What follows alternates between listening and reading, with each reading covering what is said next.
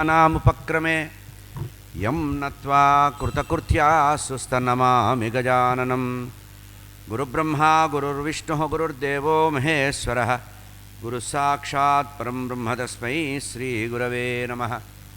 शारदा शारदाम्भोजवदना वदनाम्बुजे सर्वदा सर्वदास्माकं सन्निधिं क्रियात्। गुरवे सर्वलोकानां भिषजे भवरोगिणां निधये सर्वविद्यानां दक्षिणामूर्तये नमः। ज्ञानानन्दमयं देवं निर्मलस्फटिकाकृतिम् आधारं सर्वविद्यानां हयग्रीवमुपास्महे। मालां कुण्डीं च डमरुं शूलं शङ्खं सुदर्शनं दधानं भक्तवरदं दत्तात्रेयं नमाम्यहं। काषाय वस्त्रं गरदण्डधारिणं कमण्डलं पद्मकरेण शङ्खं चक्रं गदाभूषितभूषणाढ्यं श्रीपादराजं शरणं प्रपद्ये। जितेन्द्रियगणाग्रणीरभिरतपरे ब्रह्मणि कलौ श्रुतिपथावने अत्रितनयो अवतीर्णत्वयं करात्तस्सुकमण्डलुः कुमतखण्डने दण्डभृत् परप्रणतवत्सलो जयति वासुदेवो गुरुः। वासुदेवसरस्वत्यै भक्तानां कामधेनवे दत्तात्रेय अवताराय टिम्बे स्वामिन्नमोऽस्तु ते। रामाय रामभद्राय रामचन्द्राय वेधसे रघुनाथाय नाथाय सीतायाः पतये नमः। कूजन्तं राम रामेति मधुरं मधुराक्षरम् आरुह्य कविताशाखां वन्दे वाल्मीकिकोकिलम्। वैदेही सहितं सुरद्रुमतले हैमे महामण्टपे मध्ये पुष्पकमासने मणिमये वीरासने सुस्थितम् अग्रे वाचयति प्रभञ्जनसुते तत्त्वं मुनिभ्यः परं व्याख्यान्तं भरतादिभिः परिवृतं रामं भजे श्यामलम्। आञ्जनेयमतिपाटलाननं काञ्चनाद्रिकमनीयविग्रहं पारिजाततरुमूलवासिनं भावयामि पवमाननन्दनम्। यत्र यत्र रघुनाथकीर्तनं तत्र तत्र कृतमस्तकाञ्जलिं बाष्पवारि परिपूर्णलोचनं मारुतिं नमत राक्षसान्तकम्। श्रुतिस्मृतिपुराणानामालयं करुणालयं नमामि भगवत्पादशङ्करं लोकशङ्करम्। सदात्मध्याननिरतं विषयेभ्यः पराङ्मुखं नौमि शास्त्रेषु निष्णातं चन्द्रशेखरभारती। विवेकिनं महाप्रज्ञं धैर्यौदार्यक्षमानिधिं सदाभिनवपूर्वन्तं विद्यातीर्थगुरुं भजे। अज्ञानां जाह्नवीतीर्थं विद्यातीर्थं विवेकिनां सर्वेषां सुखदं तीर्थं भारतीतीर्थमाश्रये। विद्याविनयसम्पन्नं वीतरागं विवेकिनं वन्दे वेदान्ततत्त्वज्ञं विधुशेखरभारती। सभाये नमः। వసంత నవరాత్రుల్లో రామచంద్రమూర్తికి సంబంధించినటువంటి చరిత్రని అధ్యాత్మ రామాయణ గ్రంథం ఆధారంగా శ్రీరామ తత్వము అనేటువంటి శీర్షికతో ప్రవచనం జరుగుతోంది. నిన్నటి వరకు విశ్వామిత్ర యాగ సంరక్షణకి విశ్వామిత్ర మహర్షితో రామచంద్రమూర్తి లక్ష్మణస్వామి బయలుదేరగా మొట్టమొదటగా ఎదురైనటువంటి తాటకని ఉద్ధరించి తాటకికి సజ్జోమోక్షం కలిగించారు, ముక్తి కలిగించారు రామచంద్రమూర్తి. తతో అతిసుందరీ యక్షి సర్వాభరణభూషిత శాపాత్ పిశాచితాం ప్రాప్త ముక్త రామప్రసాదత. రాక్షసిగా మారినటువంటి ఒక ఋషి శాపం వల్ల రాక్షసిగా మారినటువంటి ఆ తాటకి రామచంద్రమూర్తి యొక్క బాణము యొక్క ఘాతానికి ముక్తురాలై అతిసుందరిగా విరూపమైనటువంటి ఆ రాక్షస రూపాన్ని పోగొట్టి అతి సుందరమైనటువంటి యక్షిణి రూపంలో సర్వాభరణ భూషితురాలై రామచంద్రమూర్తి ఎదురుగా నమస్కరించి ముమ్మారు రామచంద్రమూర్తికి ప్రదక్షిణం చేసి స్వామి చూస్తూ ఉండగా రామం పరిక్రమ్య రామచంద్రమూర్తికి పరిక్రమణ అంటే ప్రదక్షిణ చేసి దివంగతః స్వర్గానికి వెళ్ళిపోయింది. అట్లా తాటకా మోక్షణం చేశారు. ఆ తర్వాత రామచంద్రమూర్తి చేసినటువంటి అసాధారణమైనటువంటి దుష్ట శిక్షణ తాటకా ఉద్ధరణ అనేటువంటి విషయాన్ని గమనించినటువంటి విశ్వామిత్ర మహర్షి విచింత్య కించిత్ కొంచెంసేపు ఆలోచించి భవిష్యత్తులో రామావతార ప్రయోజనానికి సంబంధించినటువంటి ఏం చెయ్యాలా తాను చేయవలసినటువంటి సహకారం ఏమిటా అని ఆలోచించి వెంటనే సర్వ అస్త్రజాలాల్ని శస్త్రాన్ని కూడా సమంత్రకంగా ప్రయోగ ఉపసంహారాలని ఉపదేశించారు విశ్వామిత్ర మహర్షి రామచంద్రమూర్తికి. గురువుగారి ఆజ్ఞ ప్రకారం రామచంద్రమూర్తి తన సోదరుడైనటువంటి లక్ష్మణస్వామికి కూడా బల అతిబల అనేటువంటివే కాకుండా నానావిధ అస్త్రశస్త్ర ప్రయోగ ఉపసంహారాలని కూడా ఉపదేశించడం జరిగింది. ఆ తర్వాత రామలక్ష్మణులిద్దరినీ కూడా చెయ్యి పట్టుకొని తీసుకొని విశ్వామిత్ర మహర్షి తాను చేయదలుచుకున్నటువంటి యాగ సంరక్షణ కోసం ఒక ఆశ్రమానికి తీసుకువెళ్ళారు. అది విశ్వామిత్ర మహర్షి యొక్క ఆశ్రమం.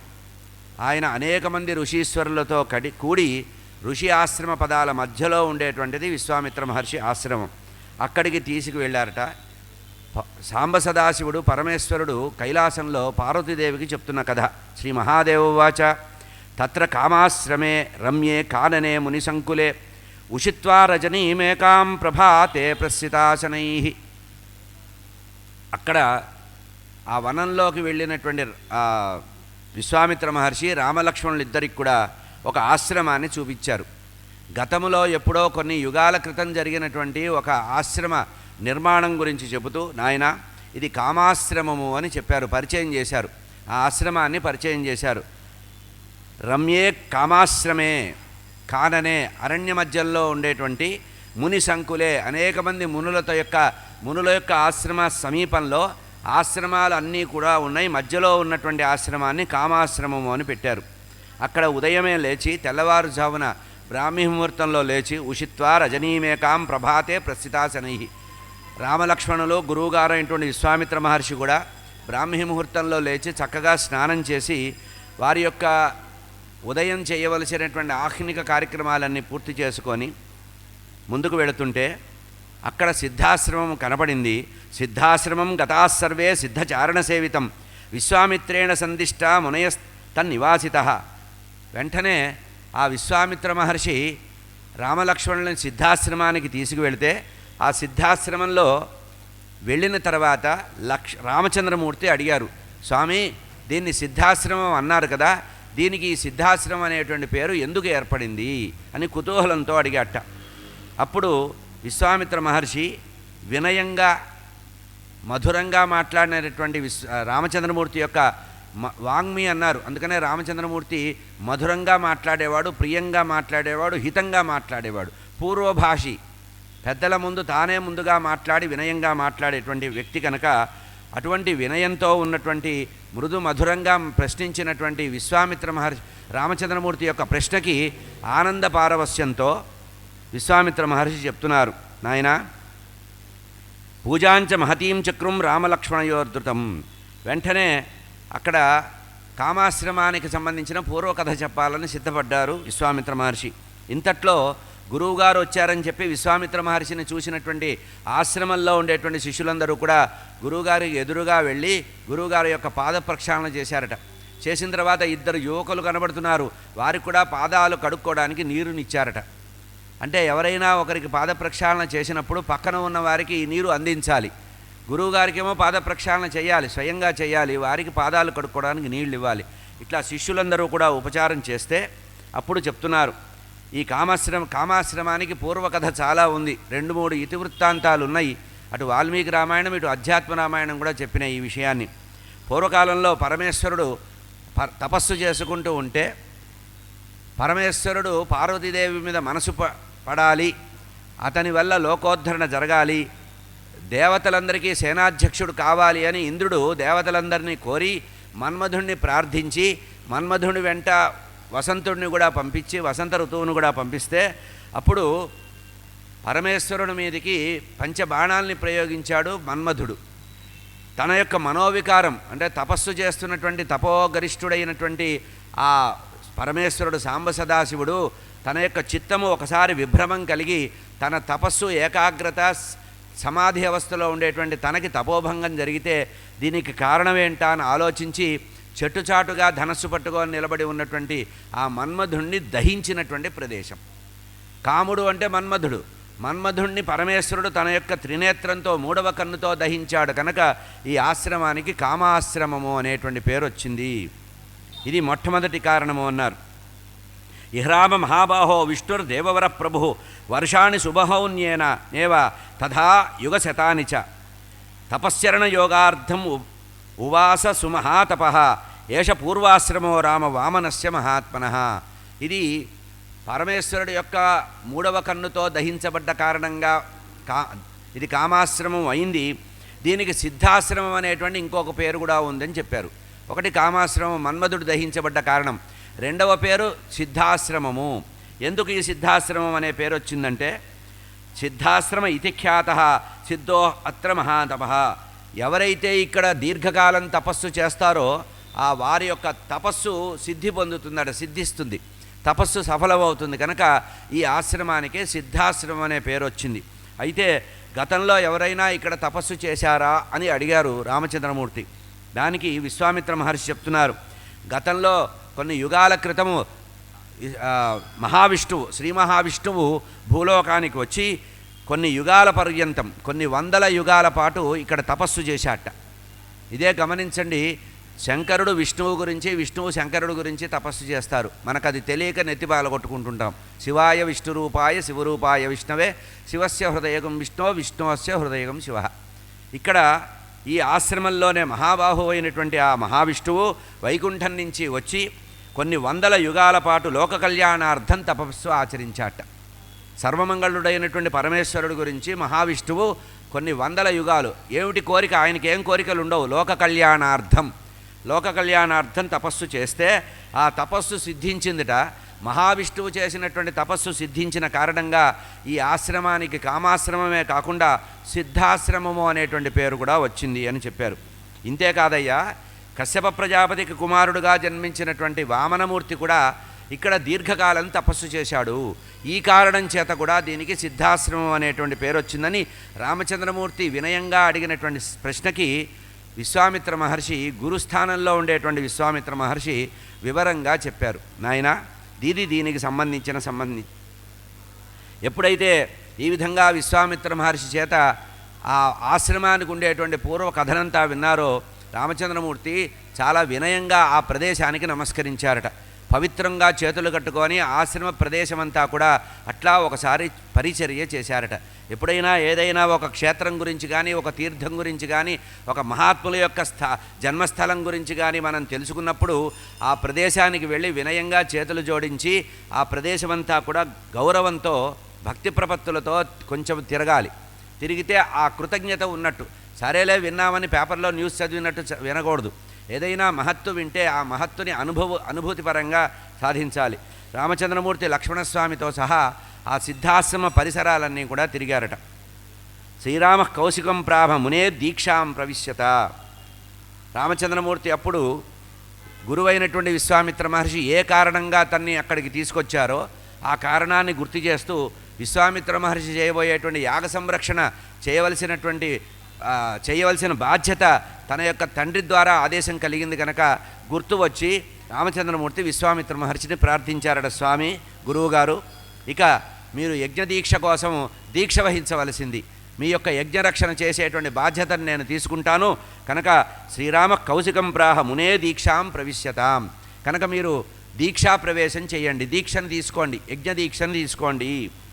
దర్శయస్వ మహాభాగ కుతస్థౌ రాక్షసాధమౌ తథేత్యుక్త్వా మునిర్దష్టం ఆరేభే మునిభిస్సహ. ఈ విధంగా అక్కడ రాక్షసుల బాధ ఉంటుంది అని చెప్పి విశ్వామిత్ర మహర్షి చెప్పారట. ఈ పరిసరాల్లో మారీచ సుబాహులు అనేటువంటి ఇద్దరు దుర్మార్గులు కొంత రాక్షస పరివారంతో నేను ఎప్పుడు యజ్ఞం సంకల్పించినా ఆ యజ్ఞాన్ని భంగం చేస్తారు, దాని నుంచి ఈ యజ్ఞాన్ని రక్షించవలసినటువంటి బాధ్యత నీకు ఇస్తున్నాను. నేను యజ్ఞదీక్ష తీసుకుంటాను, నువ్వు యజ్ఞ రక్షణ దీక్షని తీసుకో అని చెప్పారట. లక్ష్మణస్వామితో కూడినటువంటి రామచంద్రమూర్తి చేతిలో ధనుర్బాణాలని ధరించి సిద్ధంగా ఉన్నారట. అయితే ఈ ఆకర్ణాంతము ధనుస్సు యొక్క అల్లెత్రాడుని వదిలారట. ఒక్కసారి ధనుష్టంకారం చేశారు. అంటే నేను సిద్ధంగా ఉన్నాను అన్నట్లుగా రామోపి ధనురాదాయ దౌబాణౌ ససంధదే సుధి ఆకర్ణాంత సమాకృష్య విససజ్జ తయోపృథకు. ఈ విధంగా రాక్షసుల మీదికి నేరుగా తగిలేటట్టుగా కొన్ని బాణాలని వదిలారట. కొంతమంది రాక్షసులు కనబడితే ఆ రాక్షసులు కొంతమంది ముందు మామూలు సామాన్యమైన రాక్షసులు వస్తే వారి మీద బాణప్రయోగం చేస్తే వాళ్ళు అక్కడే ప్రాణాలు వదిలారట. ఇక ఆ తర్వాత తయోరేకస్తు మారీచం భ్రామయన్ శతయోజనం. ఇక మారీచుడు సుబాహుడు అనేటువంటి ఇద్దరు అసలైన ప్రధానమైనటువంటి రాక్షసులు వచ్చారు యజ్ఞ విఘ్నం చేయడానికి. ఇక్కడేమో గురువుగారు యజ్ఞం ప్రారంభించారు. అయితే యజ్ఞంలో కూర్చునేటప్పుడే గురువుగారు ఒక మాట చెప్పారు, నాయన యజ్ఞదీక్ష పూర్ణాహుతిగా పూర్తి అయ్యే వరకు నేను మౌనంగా ఉంటా, మాట్లాడను. అందుకనే నీకు కావలసినటువంటి సూచనలన్నీ ముందే చేసేస్తున్నాను. కనుక నువ్వు నా మాట విని ఆ రకంగా సన్నద్ధుడవై ఉండు, అప్రమత్తుడవై ఉండంటే కొంతమంది రాక్షసుల్ని సంహరించిన తర్వాత అప్పుడు అసలైన వాళ్ళు వస్తే మారీచ సుబాహుల్ని తయోరేకస్తు మారీచం. ఆ ఇద్దరు క్రూరమైన రాక్షసుల ఇద్దరిలో మొట్టమొదట మారీచుడు వచ్చాట ఎదురుగా, వాడి వెనక సుబాహుడు ఉన్నట్ట. తయోరేకస్తు మారీచం భ్రామయన్ శతయోజనం. వెంటనే ఒక బాణాన్ని తీసుకొని ధనస్సుకి సంధించి వాడిని కొట్టాట. ఎప్పుడైతే మారీచుణ్ణి రామచంద్రమూర్తి బాణంతో కొట్టాడో వీడు చావకూడదనే సంకల్పంతో కొట్టాట. ఎందుకంటే వీడికి భవిష్యత్తులో వీడికి చాలా పనుంది. రావణ సంహారం చేయాలంటే వీడే కారణం కావాలి, సీతాపహరణకి వీడు సహాయపడతాడు. కనుక వీడిని చంపకూడదు. కనుక భావి సూచన తెలిసినటువంటి రామచంద్రమూర్తి గమనించి వాడి మీద బాణం వేస్తే ఆ బాణం వెళ్ళి ఇది మానుష బాణంట కనుక ఇది శతయోజనం 100 యోజనాల దూరంలో పడిపోయాట. 100 యోజనాలంటే 700 మైళ్ళు, ఒక యోజనం అంటే 7 మైళ్ళు, 700 మైళ్ళ దూరంలో వాడు వెళ్ళి పడ్డాట. పాతయామాస జలధౌ తదద్భుతమివాభవతు. సముద్రం ఒడ్డున పడ్డాట వాడు, అక్కడ పడిపోయాడు. ఇదంతా చూసిన వాళ్ళు ఆశ్చర్యపోయారట. అంటే రామచంద్రమూర్తి బాణ ప్రహారం చేత అతను వెళ్ళిపోయాడు అవతలికి. ఇక రెండవ బాణాన్ని అగ్ని సదృశమైనటువంటి ఆగ్నేయ బాణాన్ని వాడాడు. వీడిని ఇప్పుడే నాశనం చేయకూడదని దూరం తోలేశాడు. ఇక సుబాహుణ్ణి మాత్రం ఇక్కడే మట్టుపెట్టాలని నిర్ణయించుకొని ద్వితీయో అగ్నిమయో బాణ ఆగ్నేయాస్త్రాన్ని ప్రయోగించి, అంతకుముందే గురువుగారు ఉపదేశించిన అస్త్రశస్త్రాలు ఉన్నాయి కనుక అందులో ఆగ్నేయాస్త్రాన్ని ప్రయోగించి సుబాహుణ్ణి కొట్టాట. వాడు వెంటనే నిలువున భస్మం అయిపోయాట. ఆ ఆగ్నేయాస్త్రం తగిలిన వల్ల వెంటనే అక్కడి నుంచి బూడిదైపోయాట వాడు. ఈ రకంగా రాక్షస సంహారం చేశారు. ఎప్పుడైతే మారీచుణ్ణి తొలగింపజేయడం, సుబాహుణ్ణి భస్మం చేయడం అనేటువంటి 2 జరిగినాయో అప్పుడు వెంటనే పుష్పై ఘోరాకిరం దేవాన్ రాఘవం సహలక్ష్మణం దేవదుందుభయో నేదు తుష్టుభూ సిద్ధచారణా. ఆకాశంలో దేవతలు పుష్పవర్షాన్ని కురిపించారట. ఇక గంధర్వులు దేవదుందుభులు వాయించారట. జయం జరిగింది, దుష్ట శిక్షణ జరిగిందని. సిద్ధచారులందరూ కూడా స్తుతులు చేశారట. రామచంద్రమూర్తిని విశేషంగా స్తుతించారట. విశ్వామిత్రస్సు సంపూజ్య పూజార్హం రఘునందనం అంకే నివేప్యచారింగ్య భక్త్యా భాష్పకులేక్షణ. ఆ తర్వాత కొద్ది సమయంలో యజ్ఞము పూర్తయిందట. పూర్ణాహుతి కార్యక్రమం కూడా అయిపోయింది. విశ్వామిత్ర యాగ రక్షణ రామచంద్రమూర్తి చేయబడింది. విశ్వామిత్రుడు చేయదలుచుకున్న యాగము చాలా కాలం తర్వాత అనేక విఘ్నాలు తొలగి ఇప్పుడు యాగము పూర్తయిపోయిందట. యజ్ఞమంతా అయిపోయి పూర్ణాహుతి కూడా అయిపోయిన తర్వాత ఆ రామచంద్రమూర్తి చేసినటువంటి ప్రదర్శించిన అద్భుతమైన పరాక్రమాన్ని మారీచ సుబాహుల నుంచి యజ్ఞాన్ని రక్షించిన కారణంగా ఆ రామచంద్రమూర్తిని ఒళ్ళో కూర్చోబెట్టుకున్నారట గురువు అయినటువంటి విశ్వామిత్ర మహర్షి. 16 సంవత్సరాల రామచంద్రమూర్తిని, వినయాన్వితుడైన రామచంద్రమూర్తిని అంకే నివేశ్య తన యొక్క ఒళ్ళో కూర్చోబెట్టుకున్నారట. ఆ తర్వాత హృదయానికి అద్దుకున్నారట. ఆలింగ్య శక్త్యా భక్త్యా బాష్పకులేక్షణ. పుత్రవాత్సల్యము శిష్యవాత్సల్యము 2 కలిసి ఉన్నాయి. ఎందుకంటే అక్కడ దశరథ మహారాజు నీ గురువులో నన్ను చూసుకోమన్నారు. ఇక్కడ గురుస్థానము పితృస్థానము 2 గల భావన చేసి ఆనంద పారవస్యంతో పులకించాట. ఎప్పుడైతే విశ్వామిత్ర మహర్షి దగ్గరికి తీసుకున్నాడో ఆయనకి పుత్రవాత్సల్యంలాగా శిష్యవాత్సల్యంగా ఆయనకు కూడా ప్రతిస్పందన కలిగిందిట. వెంటనే ఆ నేత్రాల నిండా ఆనంద బాష్పాలు వచ్చాయట విశ్వామిత్ర మహర్షికి. స్వామి ఆ విశ్వామిత్ర మహర్షి రామచంద్రమూర్తిని దగ్గరికి తీసుకున్నారట. భోజయిత్వా సహభ్రాత్ర రామం పక్వ ఫలాదిభి పురాణ వాక్యైర్ మధురైర్ నివారయ దివసత్రయం. ఈ విధంగా రామలక్ష్మణులతో కూడినటువంటి విశ్వామిత్ర మహర్షి యాగమంతా పూర్తి చేసిన తర్వాత అక్కడ కూర్చోపెట్టుకొని ఆ ఋషి ఆశ్రమంలో సిద్ధాశ్రమ ప్రదేశంలో విశ్వామిత్ర మహర్షి స్వయంగా రామలక్ష్మణులిద్దరికి కూడా పురాణ గాథలు చెప్పాట. పురాణ ప్రవచనం చేశాడు. అంటే ఈ పురాణ ప్రవచన సంప్రదాయం అప్పటి నుంచి ఉంది. విశ్వామిత్ర మహర్షి రామచంద్రమూర్తిని లక్ష్మణస్వామిని కూర్చోబెట్టుకొని ఆశ్రమ ప్రాంతంలో పురాణ వాక్యాలన్నీ కూడా అతిమధురంగా వ్యాఖ్యానించి చెప్పాట. ఎన్నాళ్ళు చెప్పాడు అన్నారు. దివసత్రయం, 3 రోజుల పాటు వారికి త్రిరాత్ర వ్రతంలాగా ఉపదేశం చేశాట. అక్కడే గంగానది యొక్క ప్రాదుర్భావము, సగర చక్రవర్తి యొక్క కుమారులు ఏ విధంగా సాగరాన్ని తయారు చేశారో, కపిల మహర్షి యొక్క కథ, ఆ తర్వాత భగీరథుడు తపస్సు చేయడం, గంగాదేవి స్వర్గం నుంచి గంగ రావడం, శివుడి యొక్క జటాజూటంలో బంధించబడటం, ఆ తర్వాత భూమికి రావడం, గంగానది 7 పాయలుగా చీలిపోవడం, చివరి 7వ పాయగా ఉండేటువంటి గంగ భాగీరథి అనే పేరు మీద భగీరథుడు వెంట రావడం, మధ్యలో జన్మ మహర్షి కథ, ఇవన్నీ కూడా స్వయంగా విశ్వామిత్ర మహర్షి రామచంద్రమూర్తికి చెప్పారు. ఆ తర్వాత గంగానది ఒడ్డున రెల్లు పొదల్లో జన్మించినటువంటి సుబ్రహ్మణ్య స్వామి యొక్క కథని కూడా చెప్పారు. సుబ్రహ్మణ్య స్వామి జననం, శరవణ జననము, మాతృకుల యొక్క కథ, ఇవన్నీ చెప్పారట. ఇక్కడే గమనించాలి, ఒక బ్రహ్మచారి గురించి సుబ్రహ్మణ్య స్వామి బ్రహ్మచారి, బాలబ్రహ్మచారి, ఆయన యొక్క కథ చెప్పాడు. తర్వాత కథ అహల్యా శాపవిమోచనం కూడా చెప్పడం జరుగుతుంది. ఆ తర్వాత జరిగేది శివధనుర్భంగం, రామచంద్రమూర్తి యొక్క వివాహం. అంటే గృహస్థాశ్రమ ధర్మంలోకి ప్రవేశించేటువంటి ఒక యువకుడికి, అంటే బ్రహ్మచారి గృహస్థాశ్రమంలోకి వెళ్ళాలంటే అంతకుముందు కఠినమైనటువంటి బ్రహ్మచర్యం ఎట్లా చేయాలి, ఎట్లా యోగ సాధన చేయాలి, ఎట్లా గాయత్రి ఉపాసన చేయాలి, గాయత్రి మహిమను కూడా చెప్పారు. విశ్వామిత్ర ఋషే కదా గాయత్రికి అధిదేవత కనుక ఇవన్నీ చెప్పారట. చెప్పిన తర్వాత ఇంద్రియ జయం ఎట్లా కలగాలి, ఇంద్రియ జయం కలగకపోతే ఏమి శాపాలు వస్తాయి అనేటువంటి విషయంలో అహల్యా శాప వృత్తాంతాన్ని కూడా చెప్పి ఆ తర్వాత రామచంద్రమూర్తిని గృహస్థుగా మార్చారట. కనుక మనం కూడా బ్రహ్మచర్యాశ్రమంలో ఎవరైతే కఠినంగా నిశ్చలంగా యోగ సాధన ద్వారా ఇంద్రియ జయం పొందుతారో, మనోజయం పొందుతారో, వారు గృహస్థాశ్రమ ధర్మంలో చాలా ఆనంద వైభవాన్ని పొందుతారు. పెళ్లికి ముందే అనుభవాలు వస్తే పెళ్లి తర్వాత విడాకులే, అంతకంటే ఏముండదు.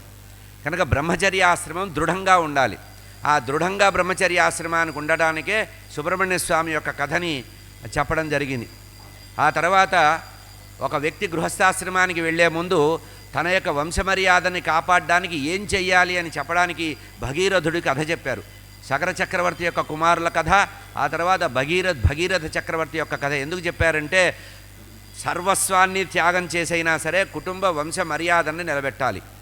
సగర చక్రవర్తి యొక్క కుమారులందరూ కూడా ఆ కపిల మహర్షి యొక్క క్రోధానికి లోపైపోయి మొత్తం భస్మరాసులుగా మారిపోతే వారికి మోక్షం కలిగించాల్సిన బాధ్యత ఉంది కనుక ఆ వంశంలో తర్వాత వచ్చిన రాజులందరూ కూడా విశ్వప్రయత్నం చేస్తే వారి వల్ల కాకపోతే చివరికి భగీరథ చక్రవర్తి రాజ్యాన్ని మంత్రులకు అప్పచెప్పి భోగాలన్నీ వదిలిపెట్టి భార్యాపిల్లలను అందరినీ వదిలిపెట్టి తపస్సు చేసి గంగానదిని భూమి మీదకి తీసుకొచ్చి ఆ భూమి నుంచి పాతాళానికి తీసుకొచ్చి తన వంశపూర్వీకులకి ఉత్తమ గతులు కలిగించాడు. అంటే బ్రహ్మచర్యాశ్రమంలో ఉన్నవాడు తన గోత్రము విషయంలో, తన కుటుంబ విషయంలో, కుటుంబానికి సంబంధించిన క్షేమ విషయంలో విజయం కలిగించడానికి కృషి చెయ్యాలి. ఇది ఎప్పుడు తెలుసుకోవాలి? పెళ్లికి ముందే తెలుసుకోవాలి. పెళ్లి తర్వాత ఏం లేదు, గానా బజానా ఏం ఉండదు. అంటే కుటుంబం గురించి ఆలోచించేటువంటి గట్టి పట్టుదల బ్రహ్మచర్యాశ్రమంలోనే ఏర్పడాలి. కనుక విశ్వామిత్ర మహర్షి రామలక్ష్మణులు ఇద్దరికి కూడా ఈ భగీరథుడి యొక్క కథ చెప్పడం జరిగింది.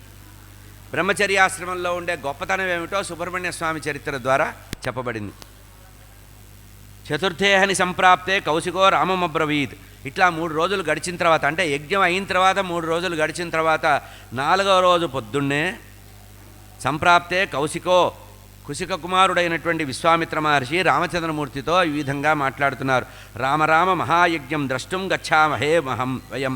అయ్యా, ఇక్కడ దగ్గరలో నగరం అనేది ఉంది. ఆ మిథినా నగరంలో జనక మహారాజు ఏదో యజ్ఞం చేస్తున్నట్ట, ఆ యజ్ఞం చూసొద్దాము అన్నారు. ఇది రామ మహాయజ్ఞం ద్రష్టుం గచ్చామహే వయం. మనము జనక మహారాజు చేసేటువంటి మిథిలా నగరంలో చేసేటువంటి యజ్ఞాన్ని చూడ్డానికి వెళదాం అని, అది ఏమిటో చెప్తున్నారు. విదేహరాజ నగరే జనకస్య మహాత్మనః. విదేహరాజు అయినటువంటి ఆ జనక మహారాజు తన యొక్క సామ్రాజ్యంలో మహాత్ముడైనటువంటి జనక మహారాజు ఒక యజ్ఞం చేస్తున్నాడు. అక్కడ ఆ యజ్ఞాన్ని చూడ్డానికి వెళదాం. ఇంతేకాకుండా కేవలం యజ్ఞం చూడటమే కాదు, తత్ర మాహేశ్వరం చాపమస్తి స్వస్తి పినాకిన. ఆ శివధనస్సు అనేటువంటి ధనస్సు ఆ జనక మహారాజు దగ్గర మిథినా నగరంలో ఉంది. యజ్ఞం చూడ్డానికి వెళుతూ వీరక్షత్రియ వంశంలో జన్మించినటువంటి నీకు అపురూపమైనటువంటి అద్వితీయమైనటువంటి పినాకము ఆ శివధనుస్సు, ఆ శివధనస్సు వారింట్లో ఉందయ్యా, అది కూడా చూపిస్తాను అన్నారు. చూపిస్తానన్నారు అంతే. గురువులు ఎప్పుడూ కూడా భావి సూచన చెయ్యరు, నేరుగా చెయ్యరు. అక్కడికి వెళ్ళిన తర్వాత సందర్భం బట్టి చెబుతూ ఉంటారు. తత్ర మాహేశ్వరం చాపమస్తి న్యస్తం పినాకిన. పినాకుడు అంటే శంకర భగవానుడి చేత ఈ విదేహరాజు అయినటువంటి జనక మహారాజు యొక్క వంశపూర్వీకులకి న్యస్తము ఇవ్వబడింది. మీ దగ్గర ఉంచండయ్యా అని ఆ శివధనస్సుని ఇచ్చారట. ద్రక్షసిత్వం మహాసత్వం పూజసే జనకేన చ ఇత్యుక్త్వా మునిమిస్తాభ్యం యయౌ గంగా సమీపకం. ఈ విధంగా నాయనా నీకు ఆ మహాసత్వ గుణం కలిగినటువంటి మహాప్రభావవంతం మహిమోపేతమైనటువంటి ఆ ధనుస్సుని చూపిస్తా, చూద్దుగానివి. ద్రక్ష్యసి, నీ చేత చూడబడుగాక. అది మహాసత్వము. భుజబల దర్పం ఉన్నవాడికి కానీ ఆ ధనుస్సు చూసే యోగ్యత లేదు నాయన. కనుక ఇత్యుక్త్వా ముని. ఈ విధంగా విశ్వామిత్ర మహర్షి రామచంద్రమూర్తితో చెప్పి, ఇక్కడ విశ్వామిత్ర మహర్షి నేరుగా రాముడితోనే మాట్లాడుతున్నాడు, రామచంద్రమూర్తితోనే. లక్ష్మణస్వామి రామానుజుడు కనుక ఈయనకి చెబితే ఆయన వినడమే. ఎప్పుడూ కూడా ఒక మర్యాద ఉంటుంది, లోక మర్యాద. అంటే మనం మాట్లాడేటప్పుడు ఉన్నవాళ్లల్లో పెద్దవాళ్ళనే ఉద్దేశించి మాట్లాడతాం, పిన్నవాళ్ళు దాన్ని వినాలి, అనుసరించాలి అంతే. కనుక ఇక్కడ ఒక్క మాట కూడా లక్ష్మణస్వామి మాట్లాడినట్టు మనకు ఉండదు. మొత్తము ఈ ఘట్టమంతా కూడా రామచంద్రమూర్తి విశ్వామిత్రుడు ఇద్దరే మాట్లాడుకున్నట్టుగా ఉంటుంది. అంటే దీంట్లో అర్థం ఏంటంటే మధ్యలో క్రాస్ టాకింగ్ ఉండకూడదు. ఎవరైనా ఇద్దరు పెద్దవాళ్ళు మాట్లాడుకుంటున్నప్పుడు మధ్యలో దూరి అసందర్భ ప్రసంగం చేసి వాళ్ళతో లేనికోని పెద్దరికం తెచ్చుకొని మాట్లాడకూడదు. ఇది లక్ష్మణస్వామిలో ఉండేటువంటి వినయం. శ్రీమద్ రామాయణంలో ఉండే గొప్పతనం ఏంటంటే లోకంలో మాట తీరు, మాట్లాడవలసిన పద్ధతి, సమయాచారము, సదాచారం ఇవన్నీ కూడా రామచంద్రమూర్తి చరిత్రలో ఉంటాయి. అందుకనే తచ్చరిత్రం చరిత్రాయాహ. లోకంలో చరిత్ర అంటే ఒక రామచంద్రమూర్తి యొక్క చరిత్రే చరిత్ర. మర్యాదా పురుషోత్తముడు అదే చెప్తున్నారు. ఆయన వెళదాం పద అని చెప్పి అక్కడి నుంచి తీసుకెళ్లారట. మధ్యలో అనేక ప్రదేశాలు చూపించారట. గంగానది సమీపం వచ్చిందట, గంగ ఒడ్డుకు వచ్చిందట. ఆ గంగని చూసే భగీరథుడు గంగని తెచ్చిన కథంతా చెప్పిన విషయం. గౌతమస్య ఆశ్రమం పుణ్యం యత్ర అహల్యస్థితా తపః దివ్యపుష్పఫలోపేత పాదపై పరివేషితం. అట్లా వెళ్ళిన తర్వాత చెప్పారు, నాయనా ఇది దివ్యమైనటువంటి ఒక పవిత్రమైనటువంటి వనం ఒకటి చూపిస్తున్నాను. ఇక్కడ పుష్ప ఫలాలతో చాలా నిండుగా ఉంటుంది గంగానది ఒడ్డున. ఇక్కడే దీర్ఘకాలం నుంచి కూడా అహల్య అనేటువంటి పతివ్రత ధర్మం కలిగినటువంటి పతివ్రత స్త్రీ అహల్యాదేవి ఇక్కడ దీర్ఘకాలం తపస్సు చేస్తోంది అని చెప్పారు. మృగపక్షి గణైర్హీనాం నానాజంతు వివర్జితం దృష్ట్వోవాచ మునిం శ్రీమాన్ రామో రాజీవలోచన. అప్పుడు పరమసుకుమారుడు కమలనయనుడైనటువంటి ఆ రాజీవలోచనుడైనటువంటి పరమాత్మ రామచంద్రమూర్తి విశ్వామిత్ర మహర్షితో అంటున్నారు, స్వామి ఈ ఆశ్రమంలో మృగాలున్నాయి, పక్షులున్నాయి, అనేక రకమైనటువంటి సాధు జంతువులన్నీ ఉన్నాయి, చాలా ఆనందకరంగా ఉంది. కానీ నాకు మనోవేదన కలుగుతోంది. ఏమిటంటే ఇంత అందంగా ఉండేటువంటి, ఇంత ప్రకృతితో వికసించి ఉండి ఎంతో మహిమగా కనబడేటువంటి ఆశ్రమము ఇప్పుడు నిర్మానుష్యంగా ఉంది. ఎవరు జనసంచారం లేకుండా దుమ్ము కొట్టుకొని ఉంది, అక్కడంతా శూన్యంగా ఉంది. ఇది నానాజంతు వివర్జితం. దూరంగా జంతువులు తిరుగుతున్నాయి కానీ ఆశ్రమానికి దగ్గరగా రావటం లేదు. ఇక్కడ ఇతర జీవులెవరూ కనబట్టలేదు. ఆశ్రమం అంతా కూడా మానవ శూన్యంగా ఉంది, మనుష్య సంచారం లేకుండా ఉంది. దీనికి కారణం ఏంటని గురువుగారిని చేతులు జోడించి అడిగాడు రామచంద్రమూర్తి. కస్తై తదాశ్రమపదం ఖ్యాతి భాతి భాస్వత్ శుభం మహత్ పత్రపుష్పఫలైర్యుక్తం జంతుభిః పరివర్జితం. నాయన నీకు కలిగినటువంటి ఈ సందేహానికి సమాధానం చెప్తాను. ఇక్కడ జీవులు లేకపోవడానికి, ఆశ్రమం నిర్మానుష్యంగా ఉండడానికి కారణం ఉంది నాయన అన్నారు. ఇదంతా కూడా మళ్ళీ రామచంద్రమూర్తి కలిగించుకొని అడుగుతున్నారు చేతులు జోడించి, అయ్యా ఇదంతా కూడా నా మనస్సులో ఎందుకో కుతూహలంగా ఉండి అడుగుతున్నాను, అన్య విషయం కాదు. ఎందుకంటే మహిమోన్వితమైనటువంటి ఒక పతివ్రతా స్త్రీ గురించి మీరు చెప్పారు, అక్కడ ఆమె కనబడటం లేదు, ఆ ఋషీశ్వరుడు కూడా కనబడటం లేదు, పరిచారకులు లేరు, సేవకులు లేరు, అంతా మూగబోయి ఉంది, ఆశ్రమం అంతా కూడా మూగగా ఉంది. ఇప్పుడు విశ్వామిత్ర మహర్షి చెప్తున్నారు, శృణురామ పురావృత్తం గౌతమో లోకవిశ్రుత సర్వధర్మ భృతాం శ్రేష్ఠ తపసారాధయన్ హరిం. ఆయన నువ్వు అనుకున్నటువంటి ఏ ఆశ్రమం అయితే ఉందో అది గౌతమాశ్రమము అంటారు. నువ్వు చూస్తున్నటువంటి ఆశ్రమం ఉందే గౌతమాశ్రమం. లోకంలో గౌతమ మహర్షి చాలా లోక ప్రసిద్ధుడు, చాలా గొప్పవాడు. అతను సర్వధర్మభృతాం, సర్వధర్మాల్లో శ్రేష్టమైనటువంటి పరమధార్మికుడు, విశ్వవిఖ్యాతి కలిగినటువంటి గౌతమ ఋషి. ఆ గౌతమ ఋషి దీర్ఘకాలం తపస్సు చేసినటువంటి పరమ పవిత్రమైన ఋషి వాటిక. ఇది గౌతమాశ్రమము అని పిలుస్తారు నాయన. ఇతను అనేక సంవత్సరాలు ఇక్కడ మహావిష్ణు ఆరాధన చేశారు. తస్మై బ్రహ్మాదదౌ కన్యాం అహల్యాం లోకసుందరీం బ్రహ్మచర్యేణ సంతుష్ట శుశ్రూషణ పరాయణాం. గతంలో ఒకసారి లోకమంతా సృష్టి చేసిన తర్వాత బ్రహ్మగారు కూర్చొని సంకల్పం చేసుకున్నట్ట, ఇంతవరకు ఎక్కడా కూడా నేను చేసిన సృష్టిలో ప్రతి సృష్టిలో కూడా ప్రతి జీవిలో కూడా ఏదో ఒక చిన్న లోపంతో సృష్టించా. ఎటువంటి లోపం లేకుండా, ఎటువంటి చిన్న లోపం లేకుండా నేను ఒక ఉత్తమమైనటువంటి ఒక జీవిని సృష్టించాలని నిర్ణయించుకొని అతి అందమైనటువంటి ఎటువంటి లోపం లేనటువంటి అహల్య అనేటువంటి స్త్రీని సృష్టించాడు. తన యొక్క మానసిక పుత్రిక, బ్రహ్మ యొక్క మానస పుత్రిక ఆమె. అంటే హల్యము అంటే సౌందర్యంలో చిన్న లోపం. ఆ హల్య సౌందర్యంలో ఎటువంటి లోపం లేనటువంటి చాలా చక్కటి సౌందర్య రాశి అయినటువంటి ఆమెని సృష్టించాడు. అంటే తన యొక్క తపస్సంతా ధారపోసి సౌందర్యాన్ని రాశిగా పోసి అహల్యాదేవిని బ్రహ్మగారు సృష్టించారట. అయితే అంత అందమైనటువంటి నిర్మలమైనటువంటి మనస్సు కలిగినటువంటి ఆ అహల్యని సృష్టించిన తర్వాత ఆయనకి చాలా భయం మొదలైందిట. ఇంత అందమైనటువంటి అతిలోక సౌందర్య రాశి అయినటువంటి ఒక వ్యక్తిని నేను సృష్టించాను, ఈమెని రక్షించడం ఎట్లా, నాకా అంత తీరిక లేదు, కనుక ఏం చెయ్యాలి అని చెప్పి ఈమెని ఎక్కడ దాచాలి, క్షేమంగా ఉంచడానికి ఏదైనా ఒక ప్రదేశం ఉంటుందా అని వెతికాట. వెతికితే అప్పుడు తన యొక్క దివ్య దృష్టితో చూసినప్పుడు గుర్తొచ్చింది, బ్రహ్మచర్య వ్రతం చేస్తున్నాడు గౌతమ మహర్షి. చాలా తీవ్రమైనటువంటి ఇంద్రియ జయంతో యోగ సాధన చేసి నిత్యము సమాధిగతుడై శ్రీహరి ఉపాసన చేస్తున్నాడు, శ్రీహరి ధ్యానం చేస్తున్నాడు. అతనికి సేవ చేయడానికి పెట్టాట.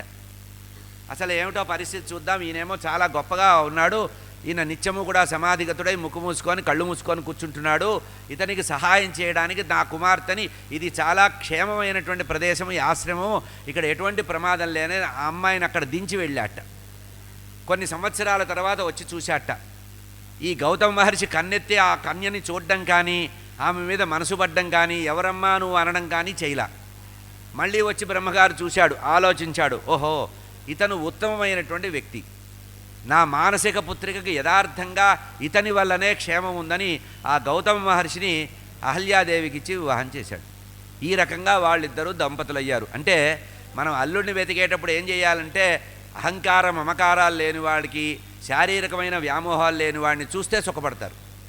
వ్యామోహం బాగా ఉన్నవాడు ఎక్కువ రోజులు ఆ మోహాన్ని నిలుపుకోలేడు. కనుక స్థిరమైనటువంటి చిత్తం ఉన్నవాడే ఉత్తముడు అవుతాడు. కనుక బ్రహ్మగారు తన యొక్క మానసిక పుత్రికని ఈ గౌతమ మహర్షికి ఇచ్చి చేశాడు. ఎందుకంటే బ్రహ్మచర్యేణ సంతుష్ట, అతని యొక్క నిష్కల్మషమైనటువంటి బుద్ధికి చాలా తీవ్రమైనటువంటి బ్రహ్మచర్య వ్రతం దీక్షలో ఉన్నటువంటి అతనికి సమర్థుడు అని చేసి తన యొక్క కుమార్తె మానసిక పుత్రిక శుశ్రూషణ పరాయణం చాలా చాలా కాలం అతనికి సేవ చేస్తోంది. గౌతమ మహర్షికి ఏమీ కాకపోయినా కూడా తండ్రి యొక్క ఆజ్ఞ ప్రకారం సేవ చేస్తూ వచ్చింది. కనుక అతిలోక సుందరి అయినటువంటి ఆమెని సేవకి నియమించి ఆ తర్వాత దీర్ఘకాలం తర్వాత వారిద్దరినీ ఏకం చేసి వివాహం చేశాడు. తయా సార్ధమిహావాత్సి. అయితే సాధారణంగా లోకంలో అతి సౌందర్య రాశి ఉన్నప్పుడు 10 మంది కళ్ళు పడే అవకాశం ఉంది. ఇక దేవేంద్రుడు బ్రహ్మగారు మానసిక పుత్రులను సృష్టించినప్పుడు ఆమెను తనకిచ్చి వివాహం చేస్తాడని ఆశపడ్డాడు. దురాశ పరుడు వెంటనే చాలా కోరుకున్నట్ట, తనకి ఇచ్చి చేస్తాడులే, అడగడం దేనికి మొహమాట పడ్డాడు. ప్రెస్టేజ్ అడ్డం వచ్చింది. అడిగితే ఏమయ్యేదో. ఆమె మీద చాలా కాలం నుంచి మనసు ఉందిట. ఈ కారణంగా తయా సార్ధమిహావత్సి చెప్తున్నారు ఇక్కడ, శక్రస్తుతాం దర్శయద్వంతం ప్రేప్సుర్ అన్వయం. ఇక్కడ 2 కారణాలు చెప్పారు వాల్మీకి మహర్షి రామాయణంలో, ఇక్కడ అధ్యాత్మ రామాయణంలో 2 చోట్ల కూడా చిన్న చిన్న తేడాతో చెప్పారు. ఇక్కడ ఏమన్నారంటే దేవరాజు అయినటువంటి ఇంద్రుడు ఆమె యొక్క రూప లావణ్య విలాసానికి ముగ్ధుడై ఆమె యొక్క పాతివ్రత్య ధర్మానికి ప్రమాదం ఏర్పాటు చేయాలనుకున్నాడు అని. ఇంతేకాకుండా వాల్మీకి రామాయణంలో ఏం చెప్పారంటే గౌతమ మహర్షి చాలా తీవ్రమైన తపస్సు చేస్తున్నాడు, అతని తపస్సు భంగం కావాలంటే అతనికి కోపం తెప్పించాలి. అతనికి కోపం తెప్పించే పని ఏం చెయ్యాలా అని అతని వేషంలో ఇతని ఆశ్రమాల్లోకి వచ్చారు. గౌతమ మహర్షి ఎప్పుడైతే స్నానార్థం వెళ్ళి గంగానదిలో స్నానం చేసి తన యొక్క నిత్యకృత్యాలు ప్రారంభించాలని వెళ్ళాడో ఆ సమయంలో గౌతమ మహర్షి యొక్క రూపంలో మాయా రూపం ధరించి కపట రూపం ధరించాడు. కదాచిన్ మునివేషేణ గౌతమే నిర్గతే గృహాన్. మునివేషం ఇంద్రుడి యొక్క దేవేంద్రుడు కాస్త గౌతమ రూపానికి మారి మునివేషేణ గౌతమే నిర్గతే గృహం, ఆ ఆశ్రమానికి ప్రవేశించాడు. దర్శయిత్వాద నిరగాత్ త్వరితం మునిరప్యగాత్. ముని వస్తాడు, తొందరలో స్నానం చేసి వేగంగా వస్తాడని చెప్పి ఆ ఆశ్రమంలో ప్రవేశించి మళ్ళీ బయటకు వచ్చాట. వంచించి అహల్యాదేవిని మోసగించి తన భర్తే అని నమ్మించి బయటకు వచ్చేసాట. ఎప్పుడైతే అట్లా వెళుతున్నాడో స్నానం చేసి వచ్చినటువంటి గౌతమ మహర్షి దూరంగా ఉన్నటువంటి వెళ్ళిపోతూ వెనక నుంచి చూశాట. వచ్చినవాడు దేవేంద్రుడిని చూశాట.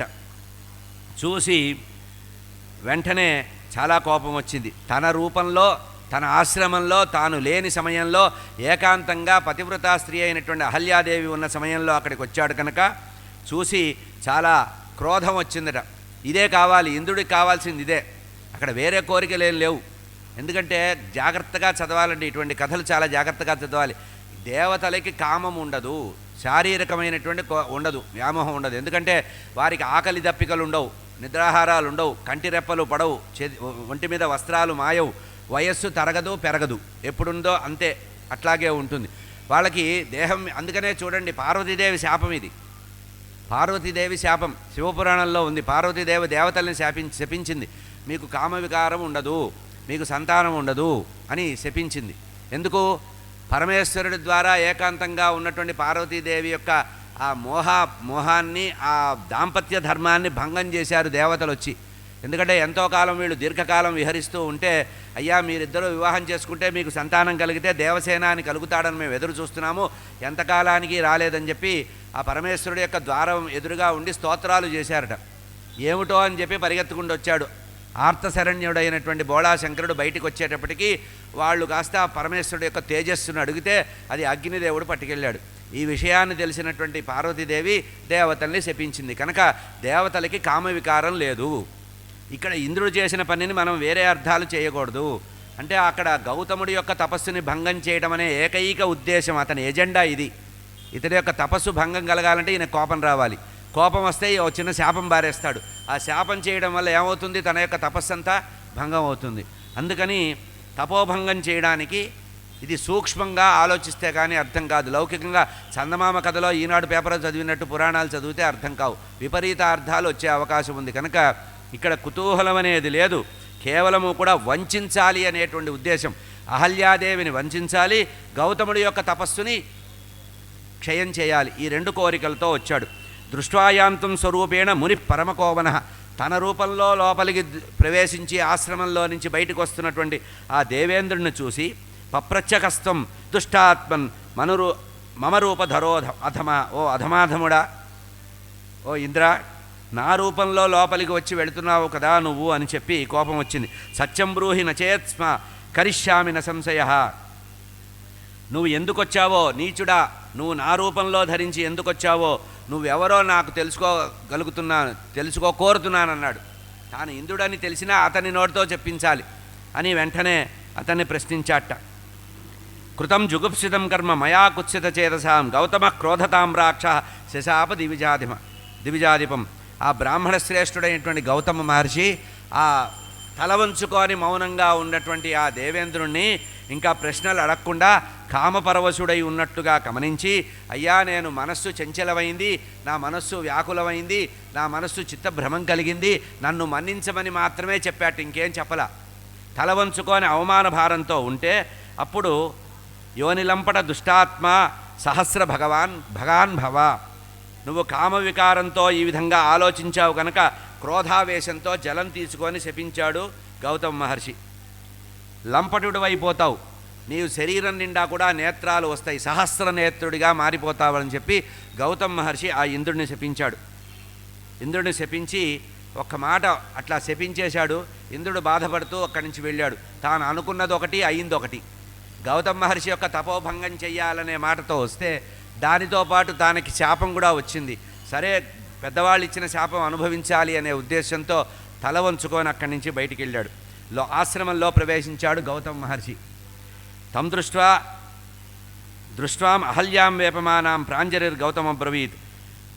శరీరమంతా కంపమొస్తూ చెమటలు పడుతూ వణికిపోతోంది అహల్యాదేవి గౌతమ మహర్షిని చూసి. ఎందుకంటే దుర్మార్గుడైనటువంటి ఇంద్రుడు లోపలికి ప్రవేశించి బయటికి వెళ్ళాడు.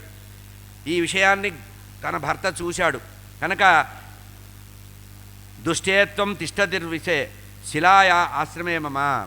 ఇక్కడే వాల్మీకి రామాయణానికి అధ్యాత్మ రామాయణానికి తేడా. అక్కడేమో భస్మశాయిని అదృశ్యంగా ఉండు, ఎవరికీ కనబడకుండా దుమ్ము కొట్టుకొని ఇక్కడ దుమ్ము ధూళిగా ఉండు, ఆశ్రమంలో నిరామయంగా ఉండు అన్నారు. కానీ ఇక్కడ ఏం చెప్పారంటే నువ్వు ఇక్కడ శిలగా ఉండిపోమ్మని శపించారు అన్నారు. ఇది ఇక్కడ అధ్యాత్మ రామాయణంలో. తిష్టతు శిలామయే ఆశ్రమే, శిలారూపంగా మారిపోయి బండరాయిగా మారిపోయి నిరాహార దివారాత్రం తపః పరమమాస్థిత ఆతపానిల వర్షాది సహిష్ణు పరమేశ్వరం. నీ యొక్క చిత్తవృత్తి నిరోధం అవ్వయ్యే వరకు నీ మనస్సు వికారం పొందింది కనుక నువ్వు ఇక్కడ శిలయగా ఇదే ఆశ్రమంలో పడి ఉండు, నిన్ను శపిస్తున్నాను. ఇక మీదట నువ్వు నిరాహారంతో ఎండకి ఎండుతూ వానలకి తడుస్తూ గాలి ఓర్చుకుంటూ ఏకాగ్ర చిత్తంతో పరబ్రహ్మ అయినటువంటి పరాత్పరుడైనటువంటి రామచంద్ర పరబ్రహ్మని ధ్యానం చేస్తూ ఉండు. ఏకాగ్ర మనసః పరమేశ్వరం ధ్యాయంతీం రామమేకాగ్ర మనసా హృది సంస్థితః నానాజంతు విహీనోయం ఆశ్రమో మే భవిష్యతి. ఈ రోజు నుంచి ఇక్కడ జీవరాశులు ఉండకుండా అతి దూరంగా ఆశ్రమానికి దూరంగా జంతుజాలమంతా కూడా తిరుగుతుంది. అనేక వేల సంవత్సరాలు నువ్వు నిరంతరము కూడా నీ హృదయంలో రామచంద్ర పరబ్రహ్మని ధ్యానరూపకంగా భావన చేస్తూ ధ్యానిస్తూ అట్లా సమాధిగతురాలై ఉండు. ఇక్కడ జంతుజాలం కూడా ఏదీ లేకుండా నేను శపిస్తున్నా. ఏవం వర్షసహస్రేషు అనేకేషు గతేషు చ. ఆ తర్వాత అనేక వేల సంవత్సరాలు గడిచిన తర్వాత రామో దాశరథి శ్రీమాన్ ఆగమిష్యతి సానుజః. రామచంద్రమూర్తి దశరథ మహారాజు కుమారుడైనటువంటి రామచంద్ర పరబ్రహ్మ మన ఆశ్రమానికి రాగలడు. ఎప్పుడు? అనేక వేల సంవత్సరాల తర్వాత రాగలడు. కనుక నువ్వు శిలారూపకంగా ఇక్కడ ఉండి ఆశ్రమంలో ఆశ్రయించి ఉన్న సందర్భంగా పరమాత్మ యొక్క పాద స్పర్శ చేత నువ్వు పాప విముక్తురాలి అవుతావు. యదా తద్ర ఆశ్రమశిలాయాం పాదాభ్యాం ఆక్రమిష్యతి. పరబ్రహ్మ అయినటువంటి రామచంద్రమూర్తి యొక్క పాద సంవాహనం చేత, పాదము యొక్క తాకిడి చేత నువ్వు ఇక్కడ శాప విముక్తురాలు అవుతావు. అప్పుడు నీకు ముక్తి కలుగుతుంది. అప్పుడు నేను వస్తాను. మనము మళ్ళీ మన యొక్క పూర్వ గృహస్థాశ్రమ ధర్మాన్ని ఆచరిస్తాం. పరిక్రమ్య నమస్కృత్య స్తుత్వా శాపాద్ విమోక్షసే పూర్వం మనసా శుశ్రూషాం కరిష్యసి యథాసుఖం. భార్య మీద కోపం లేదు, ధర్మం మీద ఉండేటువంటి నిబద్ధతతో ఈ విధంగా శాపం నుంచి విముక్తి పొందుతావు. ఆ తర్వాత పూర్వంలాగా నువ్వు మళ్ళీ నీ మనోరథనాన్ని తీర్చుకోగలుగుతావు అని రామచంద్రమూర్తి గురించి ప్రతీక్షించమని చెప్పి గౌతమ మహర్షి పర్వతాల్లో ఉత్తమమైనటువంటి పర్వతమైనటువంటి హిమాలయ పర్వతానికి తపస్సుకు వెళ్ళిపోయాడు. ఇక్కడ తపోభంగం కలిగించడమే గౌతమ మహర్షికి తపోభంగం కలగడమే, అతని యొక్క పుణ్యం తగ్గడానికే వచ్చాడు ఇంద్రుడు. కనుక తన పని తీరిపోతోంది. హిమవత్పర్వతాలకి బయలుదేరాడు గౌతమ మహర్షి.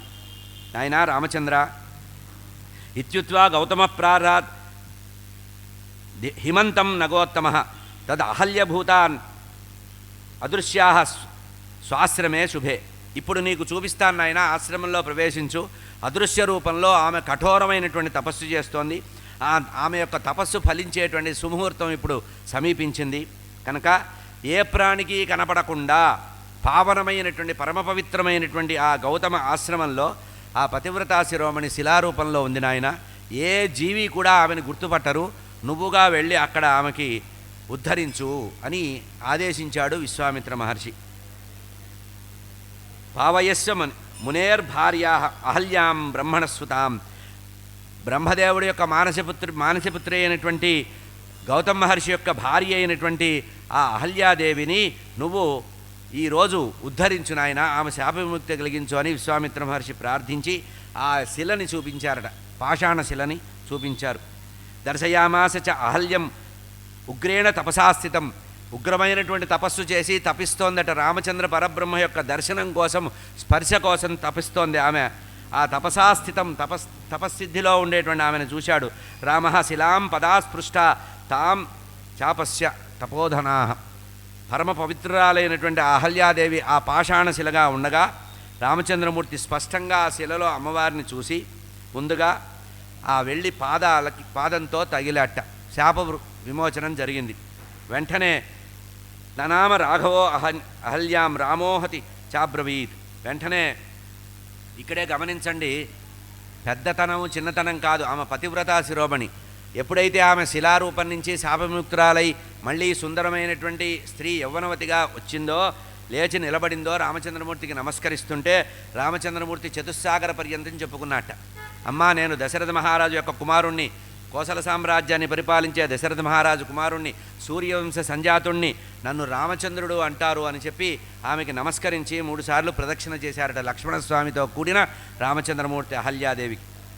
తన్ని తాను చెప్పుకున్నట్ట. అప్పుడు అహల్యాదేవి చక్కటి పీతాంబరం ధరించి ఉన్నటువంటి రామచంద్రమూర్తిని దర్శించిందిట. కానీ యథార్థంగా అక్కడ దివ్యమంగళమైనటువంటి రామచంద్రమూర్తి యొక్క దర్శనం చేసింది.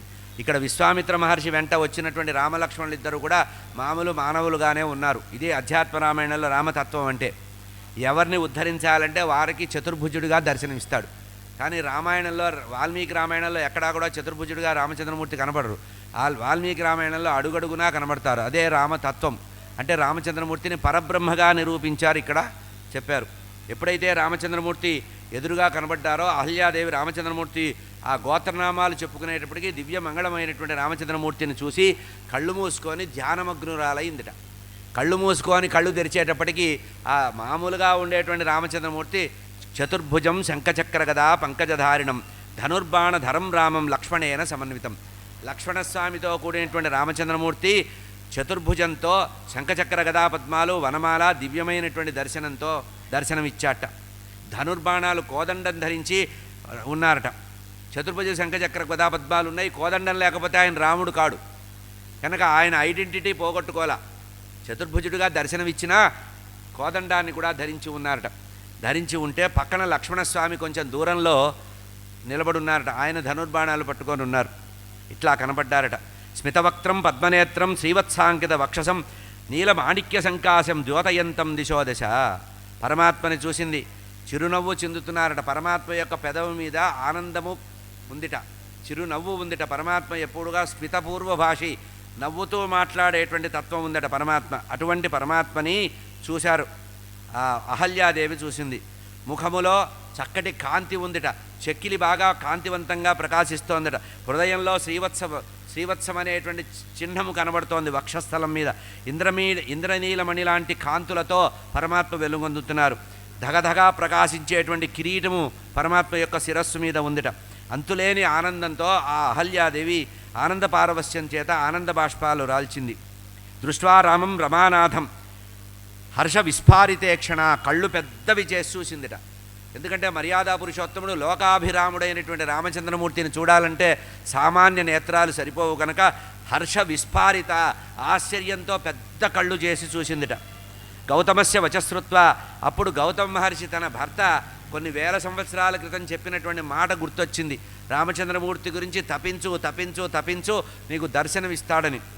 తన యొక్క భర్త అయినటువంటి, తనకి పతిదేవుడైనటువంటి గౌతమ మహర్షి యొక్క వచనాన్ని స్మృత్వా తలుచుకొని జ్ఞాత్వా నారాయణం పరం. ఉన్నటువంటి ఎదురుగా ఉన్న పరమాత్మ రామచంద్రమూర్తి పూర్తిగా రఘునాథుడు పరబ్రహ్మ అని గమనించి గుర్తుపట్టేసిందిట.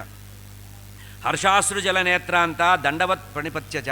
వెంటనే నేల మీద పడుకొని పంచాంగంగా అమ్మవారు నమస్కరించిందిట అహల్యాదేవి.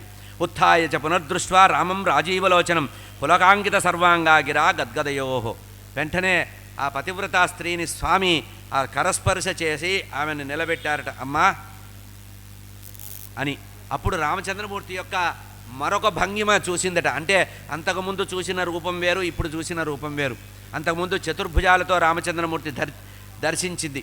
ఇప్పుడు కేవలము రామచంద్రమూర్తి ద్విభుజుడిగా మానవ మాతృడిగా కనబడ్డారు. కనుక ఎప్పుడైతే స్పర్శించారో అప్పుడు మళ్ళీ ఆయన ద్విభుజుడిగా మారిపోయారట. ఉత్థాయ ఆమెను పులకాంకిత సర్వాంగ. అమ్మవారు దగ్గరికి తీసుకున్నారట స్వామి. గద్గదమైనటువంటి స్వరంతో ఆ అహల్యాదేవి రామచంద్రమూర్తిని స్తోత్రం చేస్తోంది. అహో కృతార్థాస్మి జగన్నివాసతే పాదాబ్జ సంలగ్న రజఃకర కణానహం స్పృశామి యత్ పద్మజ శంకరాదిభిః విమృగ్యతే అంధి మానసై సదా. పరబ్రహ్మ అయినటువంటి రామచంద్ర పరబ్రహ్మ గురించి స్తోత్రం చేస్తోంది. ఓ జగన్నివాస, మీ యొక్క పాదాలకి అంటినటువంటి ధూళి కణాలు నన్ను ఉద్ధరించినాయి. నీ యొక్క పాదాలకు ఉండే రజస్సు ఉందే, అది తగలడం వల్ల నేను శాప విముక్తి పొందా. నేను కృతార్థురాలనయ్యా. నా మనసులో ఉండేటువంటి చంచల స్వభావం అంతా వెళ్ళిపోయింది. ఇప్పుడు నేను అదృష్టవంతురాల్ని. నా భర్త ఇచ్చినటువంటి ఆదేశము అనుగ్రహ రూపంలో ఈరోజు మీ దర్శనమైంది. మీ దర్శనము అమూల్యమైనది, అపరూపమైనది. ఎందుకంటే ఏ పరబ్రహ్మ గురించి అయితే చతుర్ముఖుడైనటువంటి బ్రహ్మ, కైలాసవాసి అయిన సాంబ సదాశివుడు కూడా ఏకాగ్ర చిత్తంతో ఏ పరబ్రహ్మ గురించి ఆలోచిస్తారో ఆ పరబ్రహ్మ అయినటువంటి రామచంద్ర పరబ్రహ్మ యొక్క పాదార విందాలని నేను స్వయంగా దర్శించగలుగుతున్నా. నా భాగ్యం. మీ ఆజ్ఞతో, మీ అనుమతితో మీ పాదాలని స్పృశిస్తాను అని ఆ రామచంద్రమూర్తి యొక్క 2 చరణాలని తన యొక్క కరాలతో స్పృశించింది అమ్మవారు. అహో విచిత్రం తవ రామచేష్టిదం. నీ యొక్క మహిమ చాలా గొప్పది స్వామి. నీ లీలలు చాలా అమానుషమైనటువంటి లీలలు. ఎవరూ కూడా నిన్ను గొప్పగా అనుకోకుండా ఉండేటట్టు జాగ్రత్తగా పడి విచిత్రమైనటువంటి మనుష్యభావేన విమోహితం జన. మానవులందరినీ కూడా మానవ రూపంలో నువ్వు మోహం గురి చేస్తున్నావు. కానీ నువ్వు అప్రమేయమైనటువంటి రామచంద్ర పరబ్రహ్మవని నేను తెలుసుకున్నాను. నువ్వు సర్వవ్యాపికి, చలస్యజస్రం చరణారవిద్దం సంపూర్ణ ఆనందమయో అతి నాయక. నువ్వెవరో నాకు అర్థమైంది స్వామి అని చెప్పి రామచంద్ర పరబ్రహ్మకి చరణాలకి నమస్కరించి, నువ్వు మాయాతీతుడివి. లోకంలో అందరూ కూడా మోహానికి గురైతే ఆ మాయకి అవతలగా ఉంటావు స్వామి నువ్వు. యత్ పాదపంకజ పరాగ పవిత్రగాత్ర భాగీరథి భవి విరించి ముఖార్చునాథి. నీ పాదాలు ఎట్లాంటివి? గంగానది చేత పవిత్రమైనవి. ఏ గంగానది నీ పాదోద్భవంగా జరిగిందో అటువంటి పరమ పవిత్రమైనది స్వామి. అటువంటి నీ పాద రజస్సుని నేను ఈరోజు సాక్షాత్తుగా అనుభవించాను అని పరమాత్మ యొక్క పాద రజముని తన శరీరానికి అద్దుకుందట అమ్మవారు. మర్త్యావతారే మనుజాకృతిం హరిం రామాభిధేదం రమణీయదేహినం ధనుర్ధరం పద్మ విశాలలోచనం భజామి నిత్యం న పరాన్ భజిష్యే. రామచంద్రమూర్తి గురించి అద్భుతమైనటువంటి మాట మాట్లాడుతోంది. మర్త్యావతారము, మనుజావతారంలో ఉండేటువంటి పరమాత్మ సాక్షాత్తు నారాయణ పరబ్రహ్మవి నువ్వు. రామాభిధేయం, రామచంద్రమూర్తి అనేటువంటి పేరుతో అవతరించిన సాక్షాత్తు వైకుంఠం నుంచి వచ్చిన మహావిష్ణువే నువ్వు. రమణీయ దేహినం, అందమైనటువంటి కోమలమైనటువంటి అందమైనటువంటి శరీరం కలిగినటువంటి పరమాత్మ నువ్వు సర్వకాల సర్వావత్తుల్లో జీవుల్ని ఉద్ధరించడానికి, జీవుల్ని అనుగ్రహించడానికి ఉన్నావు. ఈ అవతారంలో మానవ రూపంలో ధనుర్ధారివై పద్మ విశాలలోచనుడివై ఉన్నావు. అటువంటి నిన్ను నేను నమస్కరిస్తున్నాను. మర్త్యావతారే మనుజాకృతిం హరిం రామాభిధేయం రమణీయదేహినం ధనుర్ధరం పద్మ విశాలలోచనం భజామి నిత్యం న పరాన్ భజిష్యే. నువ్వు ఇతరులు ఎవ్వరూ అనుకోకుండా, నేను పరుడు అనుకోవటం లేదు, నిన్ను కేవలం రామచంద్ర పరబ్రహ్మగానే భావిస్తున్నా. యత్ పాదపంకజ రజ, ఏ పరమాత్మ యొక్క చరణ ధూళి అన్వేషిస్తూ నీ నాభికమలంలో ఉండేటువంటి బ్రహ్మగారు తపిస్తూ ఉంటాట. నీ నాభికమలం నుంచి ఉదయించిన బ్రహ్మగారు నీ పాదాల యొక్క రజస్సు తగలాలని ప్రయత్నం చేస్తుంటాట, ఆయనకి దొరకదుట. ఎన్నామసార రసికో భగవాన్ పురాతితం తం రామచంద్రమనిశం హృదయ భావయామి. ఏ పాదపద్మాల యొక్క రజస్సు జీవులందరినీ కూడా ఆనందపారవశ్యం చేస్తుందో, ఏ పరబ్రహ్మ యొక్క పాద రజస్సు కోసం హరిహర బ్రహ్మాదులందరూ కూడా తపిస్తూ ఉంటారో అటువంటి పరమాత్మ యొక్క పాదాలు నాకు ధ్యానించడానికి దొరికినాయి. రామచంద్రమనిశం హృది భజామి నేను అటువంటి రామచంద్ర పరబ్రహ్మని నేను మనస్సులో తలుచుకుంటున్నాను. యస్యావతారాని విరించిలోకే గాయంతి నారదాది ముఖ భవపద్మజాద్యా ఆనందాశ్రు. అదే చూడండి, ప్రతికల్పం భవేద్రామ అని. ఏ రామచంద్రమూర్తి యొక్క దివ్యమైనటువంటి కీర్తి గానము సరస్వతీదేవి సత్యలోకంలో చేస్తూ ఉంటుందిట. అంటే ఇంతకుముందు రామావతారాలు ఎన్నో గడిచినాయని అర్థం. ప్రతికల్పం భవేద్రామ, దేవగణాలందరూ కూర్చొని ఉండగా దేవతలందరూ వింటూ ఉండగా పవిత్రమైనటువంటి నీ యొక్క దివ్యమైనటువంటి కీర్తిని గాన రూపంలో సరస్వతీదేవి నిరంతరము కూడా ఆనంద పారవస్యం చేత గానం చేస్తూ ఉంటుంది స్వామి. అటువంటి నీ యొక్క దివ్యమైనటువంటి గుణాల్ని నేను తెలుసుకుంటున్నాను. నాకు శరణ్యము, నీ యొక్క గుణాలు నాకు ఆధారము. స్వయం పరాత్మా పురుషపురాణ ఏకం స్వయం జ్యోతిరనంత ఆద్య మాయాతనుం లోక విమోహనీయం ధత్తే పరానుగ్రహ ఏవ రామ. ఈ రామచంద్రమూర్తి సాక్షాత్తు పరబ్రహ్మ తప్పించి ఇంకొకరు కారు. సాక్షాత్తు నారాయణమూర్తే. ఈయన మానవ రూపంలో మనకు కనబడుతున్నారు.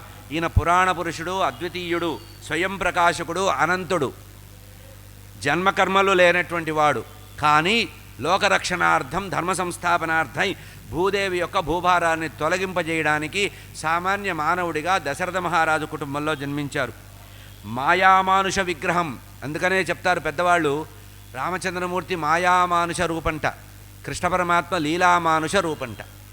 ఈయన మాయామానుష రూపం అంటే మనిషిగా మాయ చేస్తూ మానవ రూపంలో ఉంటారట. కానీ ఆయన లీలలు చేస్తూ మానవ రూపంలో ఉంటారు. లీలామానుషుడు ఆయన, మాయామానుషుడు రామచంద్రమూర్తి.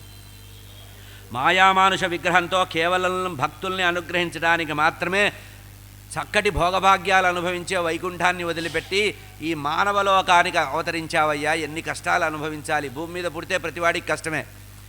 దివ్యమైనటువంటి భోగాలు అనుభవించే వైకుంఠాన్ని వదిలిపెట్టి మాలాంటి వారి కోసం వచ్చావు కదా స్వామి. అవ్యాజమైనటువంటి నీ కరుణకి వ్యాఖ్యానం లేదు. నీ కరుణ అట్లాంటిది. కనుక పరమాత్మ విశ్వం యొక్క సృష్టి, స్థితి, లయము అన్నీ కూడా నువ్వే చేస్తూ ఉంటావు. రామచంద్రమూర్తిని పరబ్రహ్మగా ధ్యానం చేస్తోందండి. ఇక్కడ ఎందుకు చెప్పారంటే సర్వదేవతామయుడు, సర్వదేవతల యొక్క సమాహార రూపమే రామచంద్ర పరబ్రహ్మ. ఎందుకంటే ఇక్కడ చెప్పింది విశ్వాన్ని నువ్వే సృష్టిస్తున్నావు, నువ్వే వ్యవహారంలో చేస్తున్నావు, స్థితి నువ్వే చేస్తున్నావు, లయకారుడిగా కూడా నువ్వే ఉంటున్నావు. సృష్టి స్థితి లయాలు చేసేది ఎవరు? పరబ్రహ్మే. అంటే బ్రహ్మ విష్ణు మహేశ్వరులకి మూలమైనటువంటి ఆ మూల ప్రకృతిగా ఉండేటువంటి పరబ్రహ్మ. కనుక నువ్వే ఒకానొక సమయంలో బ్రహ్మ పేరుతో, నువ్వే ఒకానొక సమయంలో విష్ణువు పేరుతో, నువ్వే ఒకానొక సమయంలో మహేశ్వరుడు పేరుతో అనేక నామాలతో నువ్వు ఉంటావు. అంటే నువ్వే బ్రహ్మవి, త్వం బ్రహ్మ, త్వం విష్ణు, త్వం మహేశ్వర అనేటట్టు మాట చెప్తోంది. అన్నీ నువ్వే పరిపూర్ణాత్మకమైనటువంటి స్వరూపము, స్వతంత్ర పరిపూర్ణుడివి అని చెప్తోంది. రామచంద్రమూర్తిని అహల్య స్తోత్రంలో నువ్వు సర్వతంత్ర స్వతంత్ర పరిపూర్ణ పరబ్రహ్మవి. నమోస్తుతే రామ తవాంఘ్రి పంకజం శ్రియాధృతం వక్షసి లాలితం ప్రియాం ఆక్రాంతమేకేన జగత్రయం పురా ధ్యేయం మునీంద్రైరభిమానవర్జితై. రామచంద్రమూర్తిని మళ్ళీ ఒకసారి అంటోంది. ఏ పరమాత్మ యొక్క పాద చరణ కమలాల్ని లక్ష్మీదేవి తన హృదయాలకి సమర్పించుకుంటుందో, ఏ పరమాత్మ యొక్క పాదాలని సంవాహనం చేస్తూ ఆ పాదాలని గుండెలకు అద్దుకుంటుందట అమ్మవారు. పాదాలని ఒత్తుతూ అప్పుడప్పుడు గుండెలకు అద్దుకుంటుందట అమ్మవారు. ఎందుకు? అత్యంత ప్రీతిపాత్రమైనటువంటి పరమాత్మ యొక్క చరణ స్పర్శ కలవాలని కోరుకుంటుందట. అటువంటి పాదాలని నీ భక్తుడికి నువ్వు అనుగ్రహించావయ్యా. బలిచక్రవర్తికి నెత్తి మీద పెట్టావు కదా నీ పాదము. ఏవి లక్ష్మీదేవి యొక్క నీ పాదాలని హృదయానికి తగిలించిందో, ఏ బ్రహ్మగారు నీ నాభికమలలో అవతరించి పద్మం నుంచి తొంగి చూస్తూ నీ పాదాలని అందుకోవాలని ప్రయత్నం చేసినా ఆయనకు అందటం లేదో, వేల సంవత్సరాలు ఏ యోగీశ్వరులు తపస్సు చేసినప్పటికి కూడా స్వప్నంలో కూడా నీ పాదాలు దర్శనమాత్రం కావడం లేదో, అటువంటి పవిత్రమైన పాదాలు ఒక రాక్షస జన్మ ఎత్తినటువంటి నీ ఏకాంత భక్తుడైనటువంటి బలిచక్రవర్తికి అనుగ్రహించావు కదా స్వామి. ఆక్రాంతమేకేన జగత్రయం పురా ధ్యేయం మునీంద్రైరభిమానవర్జితై. ఎవడైతే స్వాభిమానం బాగా కలిగి ఉంటారో వారి స్వాభిమానాన్ని తొలగింపజేయడానికి, నీ మహాభక్తుడైనటువంటి బలిచక్రవర్తి యొక్క స్వాభిమానాన్ని పోగొట్టడానికి 3 అడుగులు యాచించి అతన్ని ఉద్ధరించావు కదా. ఈ పాదాలే కదా, ఈ 3 అడుగు నీ యొక్క పాదాలతోనే కదా 3 అడుగులుగా ఆక్రమించి బలిని ఉద్ధరించింది. ఓంకారవాచస్తం రామవాచా విషయపుమాన్ వాచ్యవాచక భేదేన భవానేవ జగన్మయ. ఇక్కడ కూడా పరబ్రహ్మగా నిరూపిస్తోంది. కనుక మనకి అడుగడుగునా కూడా అధ్యాత్మ రామాయణంలో రామచంద్రమూర్తిని పరబ్రహ్మగానే రామయేవ పరం బ్రహ్మ అని చెబుతోంది. కనుక సాధారణమైనటువంటి మానవుడిగా కానీ, కేవలము విష్ణుమూర్తిగా కాకుండా రామచంద్రమూర్తి సర్వాకర్షక పరబ్రహ్మగా నిరూపించారు. పరమాత్మ నీకు రాముడు అనే పేరు పెట్టారు, కానీ నువ్వు యథార్థంగా ఏమవుతుంది, నువ్వు ఓంకారవాచ్యుడివి. ప్రణవం ఓమిత్యేకాక్షరం బ్రహ్మ అన్నారే, ఆ పరబ్రహ్మ ప్రణవంలో ఉంటారట. ఆ ప్రణవస్వరూపమే నీవు స్వామి. ఓంకారవాచ్యుడివి, వాక్కులకి అందని వాడివి, పరమపురుషుడివి. అంటే శబ్దార్థ భేదాల ద్వారా నిర్వచనం దొరకనటువంటి అనిర్వచనీయుడివి నువ్వు అని చెప్తున్నారు. అటువంటి మాటలకు అందనటువంటి నీవు సమస్త శబ్దాలకి నువ్వే అధిష్టాత్వవు, నువ్వే వాక్కువి. రామ కార్యకారణకర్తృత్వ ఫలసాధన భేదత ఏకో విభాసి రామత్వం మాయయా బహురూపయా. ఇంకా తత్వ విషయం చెప్తోంది. అధ్యాత్మ రామాయణంలో అడుగడుగునా కూడా వేదాంతము తత్వము ఉంటుందండి. అందుకనే దీన్ని అధ్యాత్మ రామాయణం అన్నారు. రామచంద్ర నీవే కార్యంగా, నీవే మూల ప్రకృతిగా, నువ్వే కర్తగా ఉన్నావు కనుక నువ్వే సర్వము. ఈ సృష్టి అంతా కూడా నీ సంకల్పం వల్లనే వృద్ధి పొందుతోంది. ఈ సృష్టి అంతా కూడా నీ వల్లనే ఉద్భవిస్తోంది, వ్యవహరించబడుతోంది, నీలోనే లయమవుతోంది. ఒక రకంగా చెప్పాలంటే నీ మాయ ద్వారా సమస్త బ్రహ్మాండము కూడా, జీవులందరూ కూడా తోలుబొమ్మల ఆటలో ఆడిస్తే ఆడినట్టుగా ఆడుతున్నారు. ఎవ్వరూ లేరు ఈ లోకంలో. గొప్ప గొప్ప దేవతలను చెప్పుకునే వాళ్ళందరూ కూడా నీ చేతిలో కీలుబొమ్మలు, నువ్వు ఆడించినట్టు ఆడేవాళ్ళు. నీ మాయ ద్వారా అనేక రూపాలలో, అనేక వేషాలలో వాళ్ళు ఉంటున్నారు. నీ మాయకి మోహితులై, నీ బుద్ధికి వశమై జీవులందరూ కూడా నువ్వు చెప్పినట్టుగా నడుస్తున్నారు. వాస్తవిక తత్వం తెలియక మాయా మనుష్య రూపంలో ఉండేటువంటి నిన్ను సాధారణ మానవుడు అనుకోవడం అనేది చాలా తప్పు. పరమేశ్వర, నిన్ను సామాన్య మానవుడిగా నేను భావించడం లేదు. నా స్థాయి ఏమిటి? బ్రహ్మ మానస పుత్రురాల్ని, అంతేకాకుండా గౌతమ మహర్షి భార్యని. కనుక నీ యొక్క యథార్థ రూపాన్ని నేను తెలుసుకున్నా. మానుషం త్వా అభిమన్యంతే మాయినం తు మహేశ్వరం. కనుక నీలో ఉండేటువంటి యథార్థ స్థితిని నేను తెలుసుకుంటున్నాను స్వామి. ఆకాశవత్వం సర్వత్ర బహిరంతర్గతో అమలః అసంగో అచలో నిత్య శుద్ధో బుద్ధ సదవ్యయం. ఆకాశంకి ఎట్లా లోపల బయట ఉండవో, ఆకాశం సర్వాంతర్యామిగా, నిర్గుణంగా, నిరామయంగా, ఖాళీగా కనబడుతుంది. కానీ సర్వము కూడా ఆకాశంలో ఎట్లా వ్యాపించి ఉంటాయో, నీవు నిరంజనుడివి, నిర్లిప్తుడివి, అచలుడివి, నిత్యుడివి, శుద్ధమనస్కుడివి, జ్ఞానస్వరూపుడివి, జ్ఞానగమ్యుడివి, సత్వస్వరూపుడివి, అవ్యయుడివి, అవినాశివి అని అనంతంగా స్తోత్రం చేసింది. తస్మాతే శతతో రామ నమస్కుర్యాత్ అనన్యధీహి. శరణాగతి చేసింది అహల్యాదేవి, దీర్ఘ శరణాగతి చేసింది. అయ్యా, నేను వివేకశూన్యురాల్ని, మోహం చేత శాపానికి వశమయ్యాను, దీర్ఘకాలం పాషాణంగా పడి ఉన్నా. ఇప్పటిదాకా క్షణక్రితం వరకు నేను పాషాణాన్ని, కదలిక లేనటువంటి నిర్జీవ పదార్థాన్ని. నీ వల్ల నేను చైతన్యాన్ని పొందా కనుక వివేకశూన్యురాల్ని. పరమేశ్వర విషయ జ్ఞానం నాకు పూర్తిగా తెలీదు, అందులో నేను స్త్రీని. నీ తత్వం పూర్తిగా తెలుసుకోవడం చాలా కష్టం. నాకేమీ తెలియదు. నాకు తెలిసిద్దల్లా ఒకటే, అనన్య భక్తితో ఏకాంతంగా నీకు వందనం చేస్తా, నీకు ఒక నమస్కారం, అంతకంటే నేనేం చేయలేను. పరబ్రహ్మ నమస్తే పురుషాధ్యక్ష, నమస్తే భక్తవత్సల, నమస్తే స్తు ఋషికేశ, నారాయణ నమోస్తుతే. ఏం తెలియదంటూనే చెబుతోంది. ఇది వివేకము, వినయం. నమస్తే పురుషాధ్యక్ష పరమపురుష, నమస్తే భక్తవత్సల, నమస్తేస్తు ఋషికేశ, నారాయణ నమోస్తుతే. భవభయహరమేకం భానుపోటి ప్రకాశం కరధృతశరచాపం కాలమేఘావభాసం కనక రుచిరవస్త్రం రత్నవత్కుండలాఢ్యం కమల విశదనేత్రం సానుజం రామమీడే. రామచంద్రమూర్తిని స్తోత్రం చేస్తోంది. సంసార భయాన్ని తొలగించాలంటే రామచంద్ర నీ చరణము మాత్రమే నాకు ఆధారము. ఎవరైతే నీ పాదాలని, దివ్యమైనటువంటి నీ పాదద్వంద్వాల్ని ఆశ్రయిస్తారో వారికి మాయ అనేది పటాపంచలవుతుంది. మాయ తొలగిపోతుంది. వారికి మాయ వెళ్ళిపోవాలంటే నీ యొక్క నిజ పాద దర్శనం చెయ్యాలి. నువ్వు సమర్థుడివి. జీవులలో ఉండేటువంటి మాయని తొలగించడానికి నువ్వు మాత్రమే సమర్థుడివి పరమాత్మ. కోటి కోటి సూర్యకాంతులతో ప్రకాశించేటువంటి దివ్యమైనటువంటి నీ రూపము. ధనుర్బాణాన్ని, కోదండాన్ని ధరించి ఉన్నావు. నీలమేఘ శరీరుడివి. స్వర్ణమయమైనటువంటి బంగారు వస్త్రాన్ని ధరించావు. మకర కుండలాలతో శోభిస్తున్నావు. కమల నయనుడిగా ఉన్నావు. పరమాత్మ, నిన్ను నేను ఇంతకంటే పెద్దగా స్తుతించలేను. సుత్వైవం పురుషం సాక్షాత్ రాఘవం పురతస్థితం పరిక్రమ్య ప్రణమ్యాసు సానుజ్ఞాత యయౌపతిం.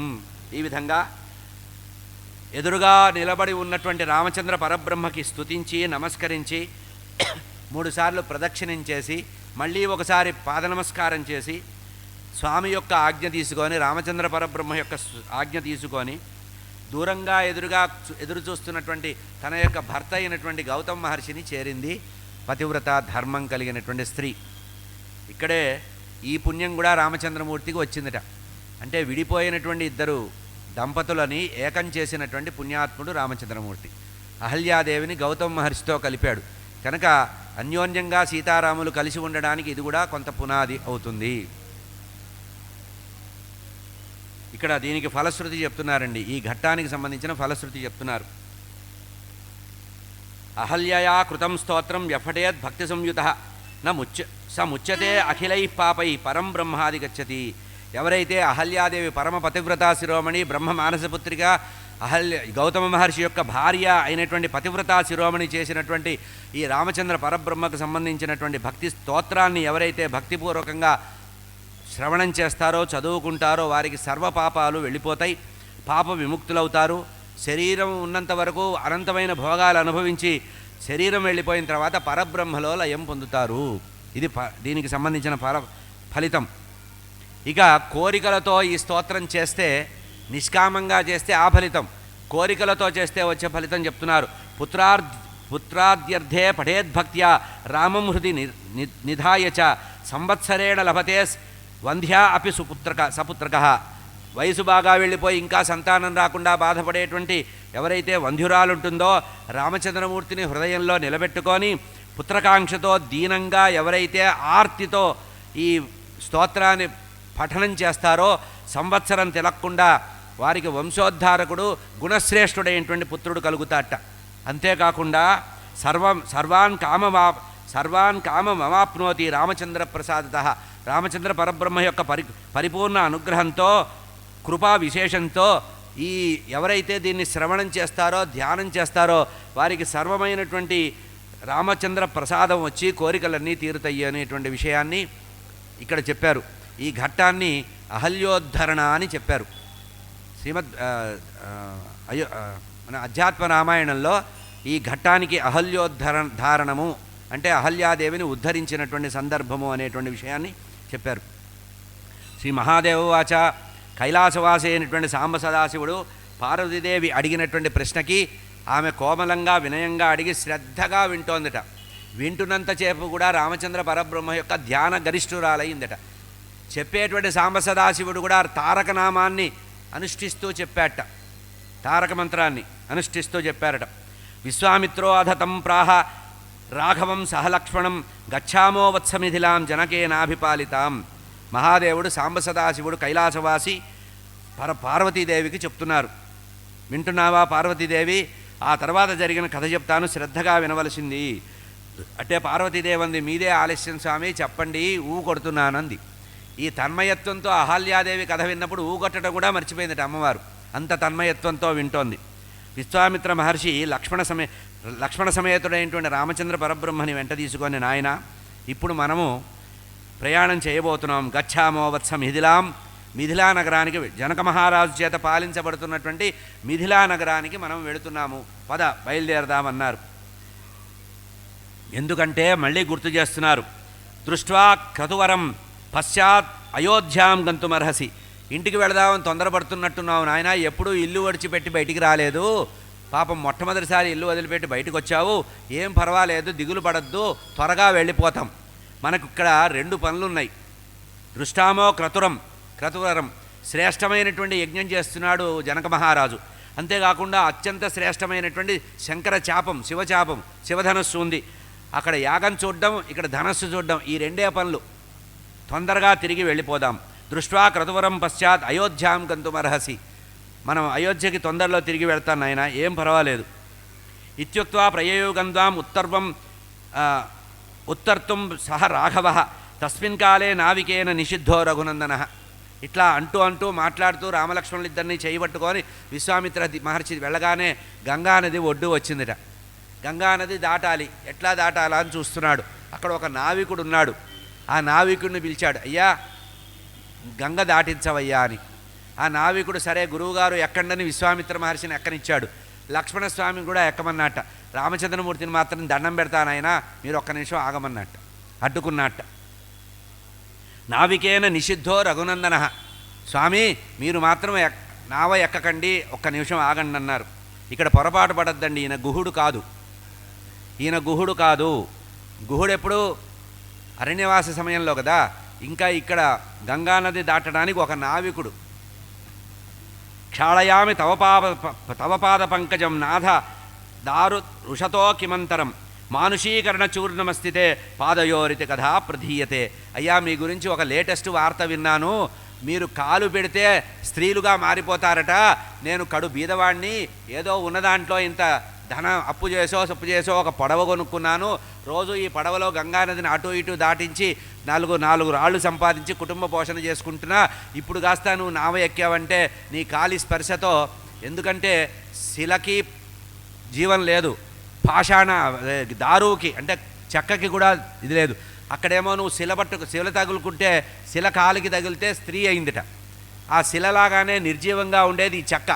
కట్టెతో తయారు చేసిన మా పడవలో ఎక్కితే మీ పాదపద్మాలు తగిలితే ఇది స్త్రీగా అయిపోతే నా కొంప కొల్లేరవుతుంది, రేపటి నుంచి నాకు సంపాదన పోతుంది. కనుక అయ్యా ఒక్క నిమిషం ఆగితే మీ యొక్క క్షాళయామి తవ పాద పంకజం, ముందుగా మీ పాదాలని గంగానదితో కడిగి శుభ్రం చేసి దుమ్ము లేకుండా చేసి పవిత్రమైన మీ పాదాలని ఆ తర్వాత నా పడవలో పెట్టింటేట్టు చేస్తా. ఎందుకంటే ఇప్పుడే విన్నా ఆ ప్రమాదం నాకు కలక్కుండుగాక. పాదాంబుజంతే విమలంహి కృత్వా పశ్చాత్పరం తీరవహం నయామి నోచత్తరీ సద్యువతీమలేనా. నీ చరణ కమలాలు చాలా స్వచ్ఛమైనవి స్వామి. ఇక్కడ గంగానది యొక్క పవిత్రమైన జలాలతో మీ పాదాలు కడుగుతా. మీ పాదధూళి చేత నావికున్నైన నేను నా పడవ కనుక రేపు నా కుమార్తె అయితే నాకు 2 సమస్యలు. ఒకటేమిటి సమస్య, రేపటి నుంచి నాకు సంపాదన పోతుంది. ఇంకొక సమస్య ఏంటంటే ఈ పడవ కాస్త నా కూతురై కూర్చుంటుంది. ఆ పిల్లకి పెళ్లి కొడుకును వెతకలేక, ఆ ఖర్చులు పెట్టలేక, పెళ్లి చేయలేక నేను అవస్థపడాలి. కనుక ఈ 2 సమస్యలు పోవాలంటే ముందు మీ పాదాలు కడగాలి స్వామి. కనుక నన్ను అనుగ్రహించు. ఎందుకంటే నాకు కుటుంబ హాని జరుగుతుందన్నాడు. కుటుంబ హాని అంటే 2, ఒకటి ఆడపిల్ల బరువుగా అవుతుంది, ఆమెకి పెళ్లి చేయాలి, చాలా ఖర్చు పెట్టాలి. 2 ఉన్న పడవ కాస్త కూతురు అయిపోతుంది. నోచేత్తరి సద్యువతీమలేనా, సద్య వెంటనే నీ కాలు సోకితే స్త్రీలు అవుతారట, నాకు కుటుంబ హాని కలుగుతుంది. ఇత్యుక్ష్వా క్షాళితోపాదం పరంతీరం తతో గతా కౌశికో రఘునాథేన సహితో మిథిలాంయయౌ. ఈ విధంగా ఆ నావికుడు రామచంద్రమూర్తి యొక్క పాదాలు కడిగి చక్కగా ముచ్చట్లు చెబుతూ రామచంద్రమూర్తి యొక్క దివ్యమైనటువంటి మంగళమూర్తిని చూస్తూ ఆ ముఖమండలాన్ని చూస్తూ ఆనందంతో పడవ నడుపుతున్నట్ట. మామూలుగా వేగంగా పడవ నడిపేటువంటి శక్తి ఉన్న నావికుడు ఏం చేస్తున్నట్ట, అయ్యో అప్పుడే ఒడ్డొస్తే చాలా కష్టము, ఈ దివ్యమంగళమూర్తిని చూడడం చాలా కష్టమవుతుందని నావని మెల్లిమెల్లిగా నడుపుతున్నట్ట. విశ్వామిత్రుడేమో తొందరగా వెళ్ళాలి అవతలికి, యజ్ఞం చూడాలని ఆయన భావం. రామచంద్రమూర్తి ఏమో గంగానది యొక్క పవిత్రమైనటువంటి నిర్మలత్వాన్ని చూస్తున్నాడు. ఆ గంగానదికి సంబంధించిన పూర్వకథ గురువుగారు చెప్పిన కథంతా వింటున్నా మననం చేసుకుంటున్నాడు. లక్ష్మణస్వామితో ముచ్చట్లు చేస్తున్నాడు. ఏది ఆ భగీరథుడు తపస్సు, సగర చక్రవర్తి గురించి, ఆ గురించి ఈ గురించి అన్నీ అనుకుంటున్నారు. కౌశికో రఘునాథేన సహితో మిథిలాంయయౌ. ఈ విధంగా చాలా దీర్ఘకాలం నావ నడిపి ఆ నావికుడు తప్పని పరిస్థితుల్లో ఒడ్డుకు తీసుకెళ్ళాడు. ఇక తప్పేటట్లేదు, భవసాగరం దాటాల్సిందేగా ఎవరైనా. రామచంద్రమూర్తి సమక్షంలో గంగని దాటాలని నిర్ణయించుకొని విదేహరాజు అయినటువంటి ఆ మిథిలా నగరానికి చేరేటువంటి గంగల ఆవలి ఒడ్డులో వదిలేరట.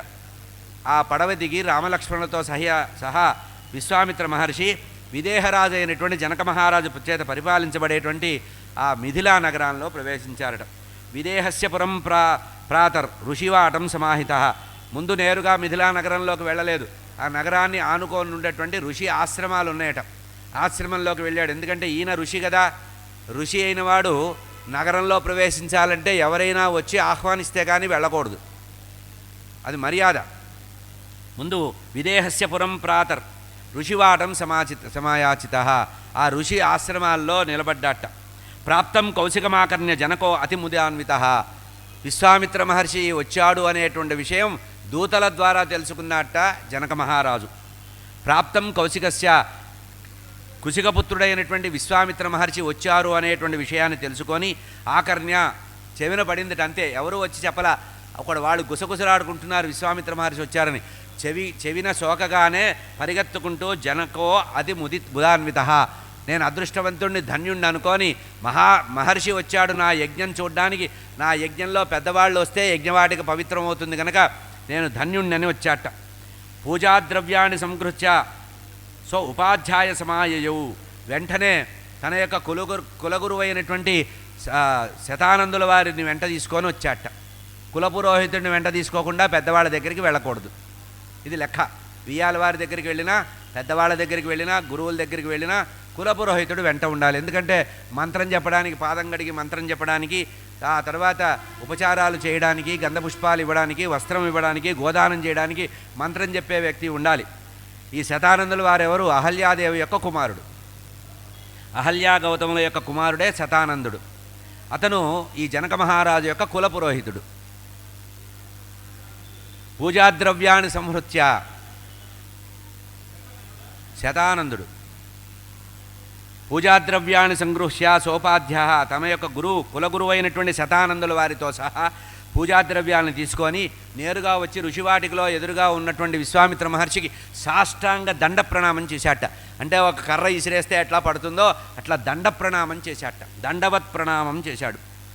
దండవత్ ప్రణిపాతధ్య పూజయామాస కౌశికం, ఆ విశ్వామిత్ర మహర్షికి పాదాలు కడిగి గంధపుష్పాలు సమర్పించి మధుపర్కాన్ని కూడా సమర్పించి గోదానం చేసి వెంటనే మాట్లాడారట.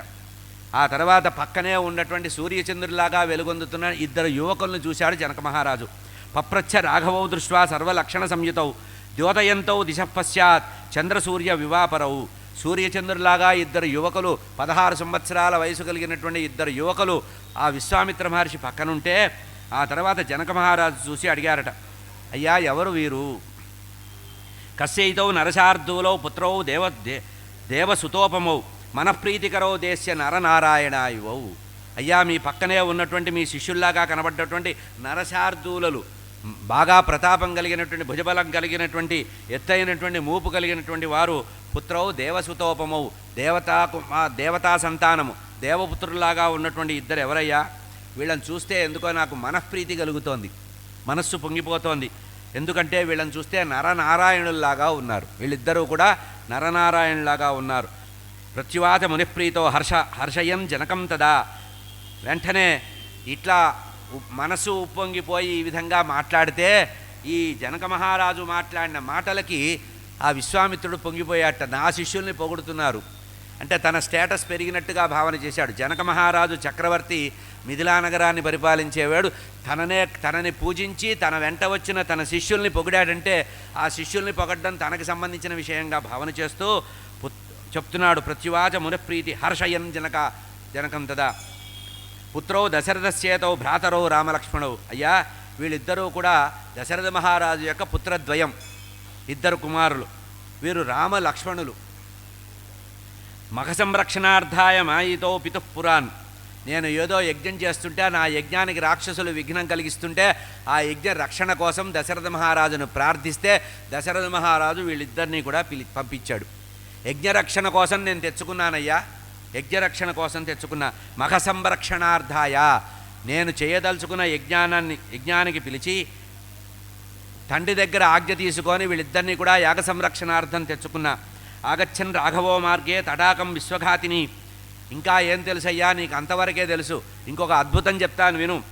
నేను యాగ సంరక్షణార్థం వీళ్ళిద్దరినీ తెచ్చుకుంటే యాగ సంరక్షణానికి ముందే వీళ్ళు తాటక అనేటువంటి మహాక్రూరమైనటువంటి రాక్షసిని రామచంద్రమూర్తి సంవరించాడయ్యా. తాటకం విశ్వఘాతిని, లోకానికి అన్యాయం చేసేటువంటి విశ్వఘాతి అయినటువంటి తాటకాసుర సంహారం చేశాడు. శరైణ ఏకైన హతవాన్. ఏదో చంపాడంటే ఏదో కష్టపడి చెమటోడ్చి చంపలేదు. శరైణ ఏకైనా, ఒకే ఒక బాణంతో సంహరించాడయ్యా. త్రివిక్రముడు రామచంద్రమూర్తి మహాబాహుడు. తతో మమాశ్రమం గత్వా మమ యజ్ఞ విహింసకాన్. తర్వాత అరణ్యాన్ని దాటి అరణ్యంలోనేమో తాటకని సంహరించారు. ఆ తర్వాత నా ఆశ్రమానికి వచ్చి నేను యజ్ఞం చేస్తుంటే ఆ యజ్ఞంలో సుబాహు ప్రముఖాన్ సర్వాన్ మారీచం సాగరేక్షిత.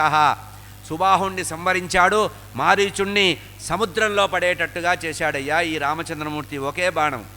ఒకే బాణంతో మారీచుణ్ణి బూడిద చేశాడు, సుబాహుణ్ణి బూడిద చేశాడు, మారీచుణ్ణి సముద్ర మధ్యంలో పడేటట్టు చేశాడు. తతో గంగాతటే పుణ్యే గౌతమాశ్రమం శుభం. ఆ తర్వాత గంగానది ఈవల ఒడ్డున, అవతల ఒడ్డుకు అవతల అక్కడుంది మిథిలా నగరం, యువతల వడ్డీలో తతో గౌతమాశ్రమం పుణ్యం. ఆ పరమ పవిత్రమైన గౌతమ మహర్షి యొక్క ఆశ్రమాన్ని చేరామయ్యా. గత్వా తత్ర శిలారూపౌ గౌతమస్య వధూ స్థితా. అక్కడ శిలారూపంలో గౌతమ మహర్షి యొక్క ఇల్లాలు ఉన్నది. ఆమె ఉండగా తన యొక్క పాద రజము చేత, పాద పంకజ స్పర్శాత్ మానుషీ రూపిణి, ఆ అహల్యాదేవి ఏ రకంగా పాషాణ శిలగా పడి ఉంటే తన యొక్క పాద రజము చేత, పాదము కూడా తగిలించలేదటండి, ఆయన పాద ధూళే అమ్మవారిని తరింపజేసిందిట. పరమాత్మ యొక్క పాద రజము చూడండి, పాద పంకజ సంస్పర్శాత్, పాద రజము తగలడం వల్లనే, పాదం తగిలిచ్చాడు అనుకోలే, ఎందుకంటే ఆమె పతివ్రతా శిరోమణి కదా. ఈయన యొక్క పాదము అక్కడ మోపగానే ఆ పాదము యొక్క ధూళి తాకిందిట. పాద పంకజ స్పర్శాన్ మానుషీ రూపిణి, మానవ రూపంలోకి మారిపోయింది. దృష్ట్వా అహల్యం నమస్కృత్య, ఆ తర్వాత మానవ రూపంలో, నవయవ్వన రూపంలో మారినటువంటి దృష్ట్యా ఆ అహల్యాదేవిని నమస్కృత్య, ఆమెకి నమస్కరించి తర్వాత ఆమె చేసినటువంటి పూజలు అందుకొని, ఇగో ఇదానీం ద్రష్టుకామస్య గృహే మాహేశ్వరం ధను, అయ్యా నీ యజ్ఞం చూడ్డానికి తీసుకొచ్చాను, యజ్ఞం చూడ్డానికి నేను వచ్చాను, ధనస్సు చూడ్డానికి వారు వచ్చారయ్యా. క్షాత్రధర్మం, నేను ఋషిని కనుక యజ్ఞం చూడ్డానికి వచ్చా, వీడు వీరక్షత్రియ వంశంలో చెందిన వాళ్ళు కనుక వీళ్ళు ధనస్సు చూడ్డానికి వచ్చారు. అంటే మాటలో మాట కలిపేసి చెప్పాడు, ఎందుకంటే మొహమాటంగా చెప్పాల్సి వస్తుంది. మీ ధనస్సు చూడ్డానికి మా ఊరి నుంచి వచ్చారయ్యా అంటే ఏం బాగుంటుంది, అందుకని ఏం చెప్పారు, ఈ రకంగా చాపం చూడ్డానికి వచ్చారయ్యా అని చెప్పారట. శైవచాపం, శివధనస్సుని చూడ్డానికి వచ్చారు. మహేశ్వరం ధను పూజితం రామభి. ఆ తర్వాత జనక మహారాజు ఈ విధంగా విశ్వామిత్రుడి ద్వారా రామచంద్రమూర్తి గురించి తెలుసుకొని లక్ష్మణ సహితుడైనటువంటి రామచంద్రమూర్తిని కూడా గౌరవంగా ఆదరించాట. పిల్లవాడు కదా అందుకని ఆదరించాడు, పూజించాడు అనలా, గౌరవంగా ఆదరించారట. అతో దర్శయ రాజేంద్ర శైవచాపం. సరే వారు వచ్చినటువంటి కోరిక నెరవేరుగాక అనుకున్నాడు, బయటకు అనేశాడు. ఏమన్నారు, మీరు యజ్ఞానికి వచ్చారు, మా అదృష్టం, ఏ శివధనస్సునైతే వారు చూడ్డానికి వచ్చారో అది జరుగుగాక, వారి యొక్క మనోరథము నెరవేరుగాక. సర్వైర్దుష్టమిచ్చే ఇదంతా. అతో దర్శయ రాజేంద్ర శైవం చాపం అనుత్తమం. సరే మీ కోరిక ప్రకారం మహాదేవుడి యొక్క దివ్యమైనటువంటి ధనస్సుని వారు చూస్తారు అని ఈ రకంగా, అయ్యో ఈ ధనస్సును చూసి వాళ్ళ తల్లిదండ్రుల దగ్గరికి వెళ్తారయ్యా అని విశ్వామిత్ర మహర్షి చెప్పాడు. ఇక్కడ తొందరగా ఇంటికి వెళ్ళాలనే భావం ఉందేమో అని వెళతారు తీసుకెళ్తానన్నట్టు పదే పదే చెప్తున్నాడు విశ్వామిత్ర మహర్షి. దృష్టయో అయోధ్యాం జగిషాం పితరం ద్రష్టుమిచ్చది. ఈ ధనస్సును చూసి తండ్రిని చూస్తారు అన్నారు.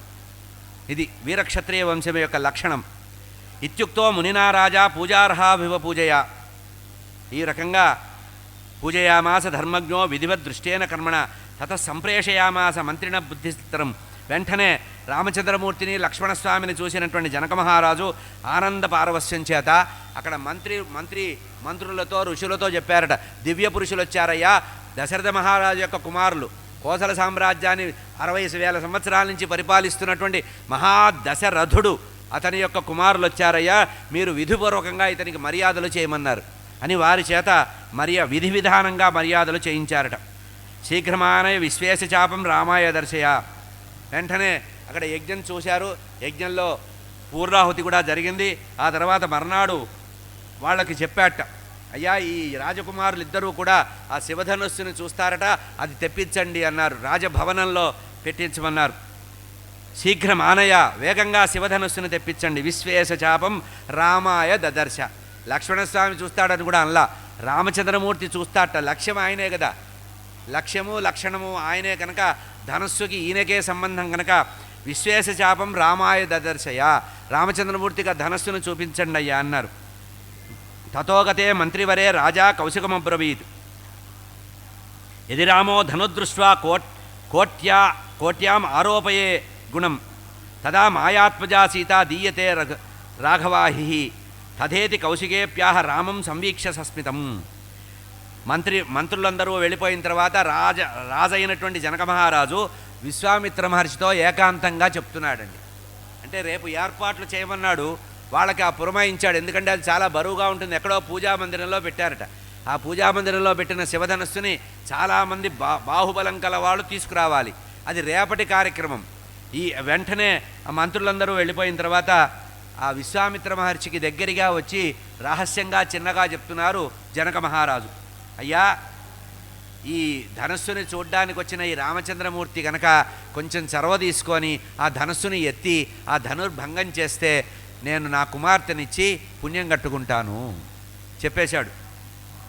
ఎదిరామో ధనుర్ధృత్వ, ఆ రేపు తేబోయేటువంటి శివధనుస్సుని కనుక రామచంద్రమూర్తి ధరించి కోట్యాం ఆరోప్య, దాన్ని అల్లెకతరాడు బిగించి ఆరోపించి ఒకవేళ దాని కనుక ధనుర్భంగం కనుక చేసినట్లయితే తదా మయాత్మజా సీత దీయత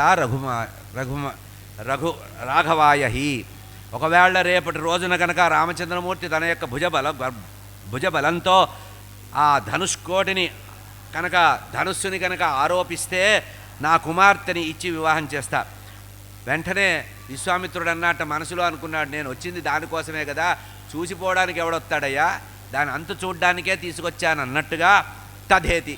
ఇక్కడ బింకం పోయాడు, స్టేటస్ పెరిగింది, మగ పెళ్లివారు కదా, సరేలే అట్లాగే కానీ తదేతి అట్లా జరుగ్గాక అన్నాడు.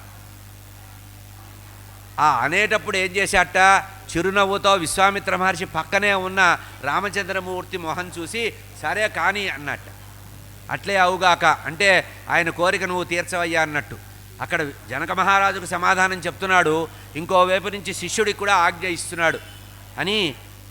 రామం సంవీక్ష సస్మిత, చిరునవ్వుతో రామచంద్రమూర్తిని చూస్తూ శీఘ్రం దర్శయ చాపాగ్రం రామాయ అమిత తేజసే. ఆ మర్నాడు అపారమైనటువంటి మహాబలశాలుడైనటువంటి ఆ రామచంద్రమూర్తి ధనుస్సుని చూడ్డానికి సిద్ధపడ్డాట. ఈ ధనుస్సు తీసుకొస్తున్నారండి, దాన్ని వర్ణిస్తున్నారు. చాపం గృహీత్వా బలినః పంచసాహస్ర సంఖ్యక, 5,000 మంది మహాభుజబల పరాక్రమాలు కలిగినటువంటి మహాబలశాలురు ఆ ధనుర్వాహకులు ఆ ఒక పెద్ద దీంట్లో ఉన్నదట, మంజూష ఒక పెద్ద పెట్టెలో ఉందిట. దానికి 16 చక్రాలు ఉన్నాయట. 16 చక్రాలు ఉండేటువంటి ఆ ధనుస్సు చక్రాలతో ఏర్పాటు చేసినటువంటి ఒక పెద్ద మంజూష పెట్టెలో ఉంచబడినటువంటి ధనుస్సుని 5,000 మంది మహావీరులు భుజబల పరాక్రమాలు కలిగినటువంటి యోధులు దాన్ని లాక్కొస్తున్నారట.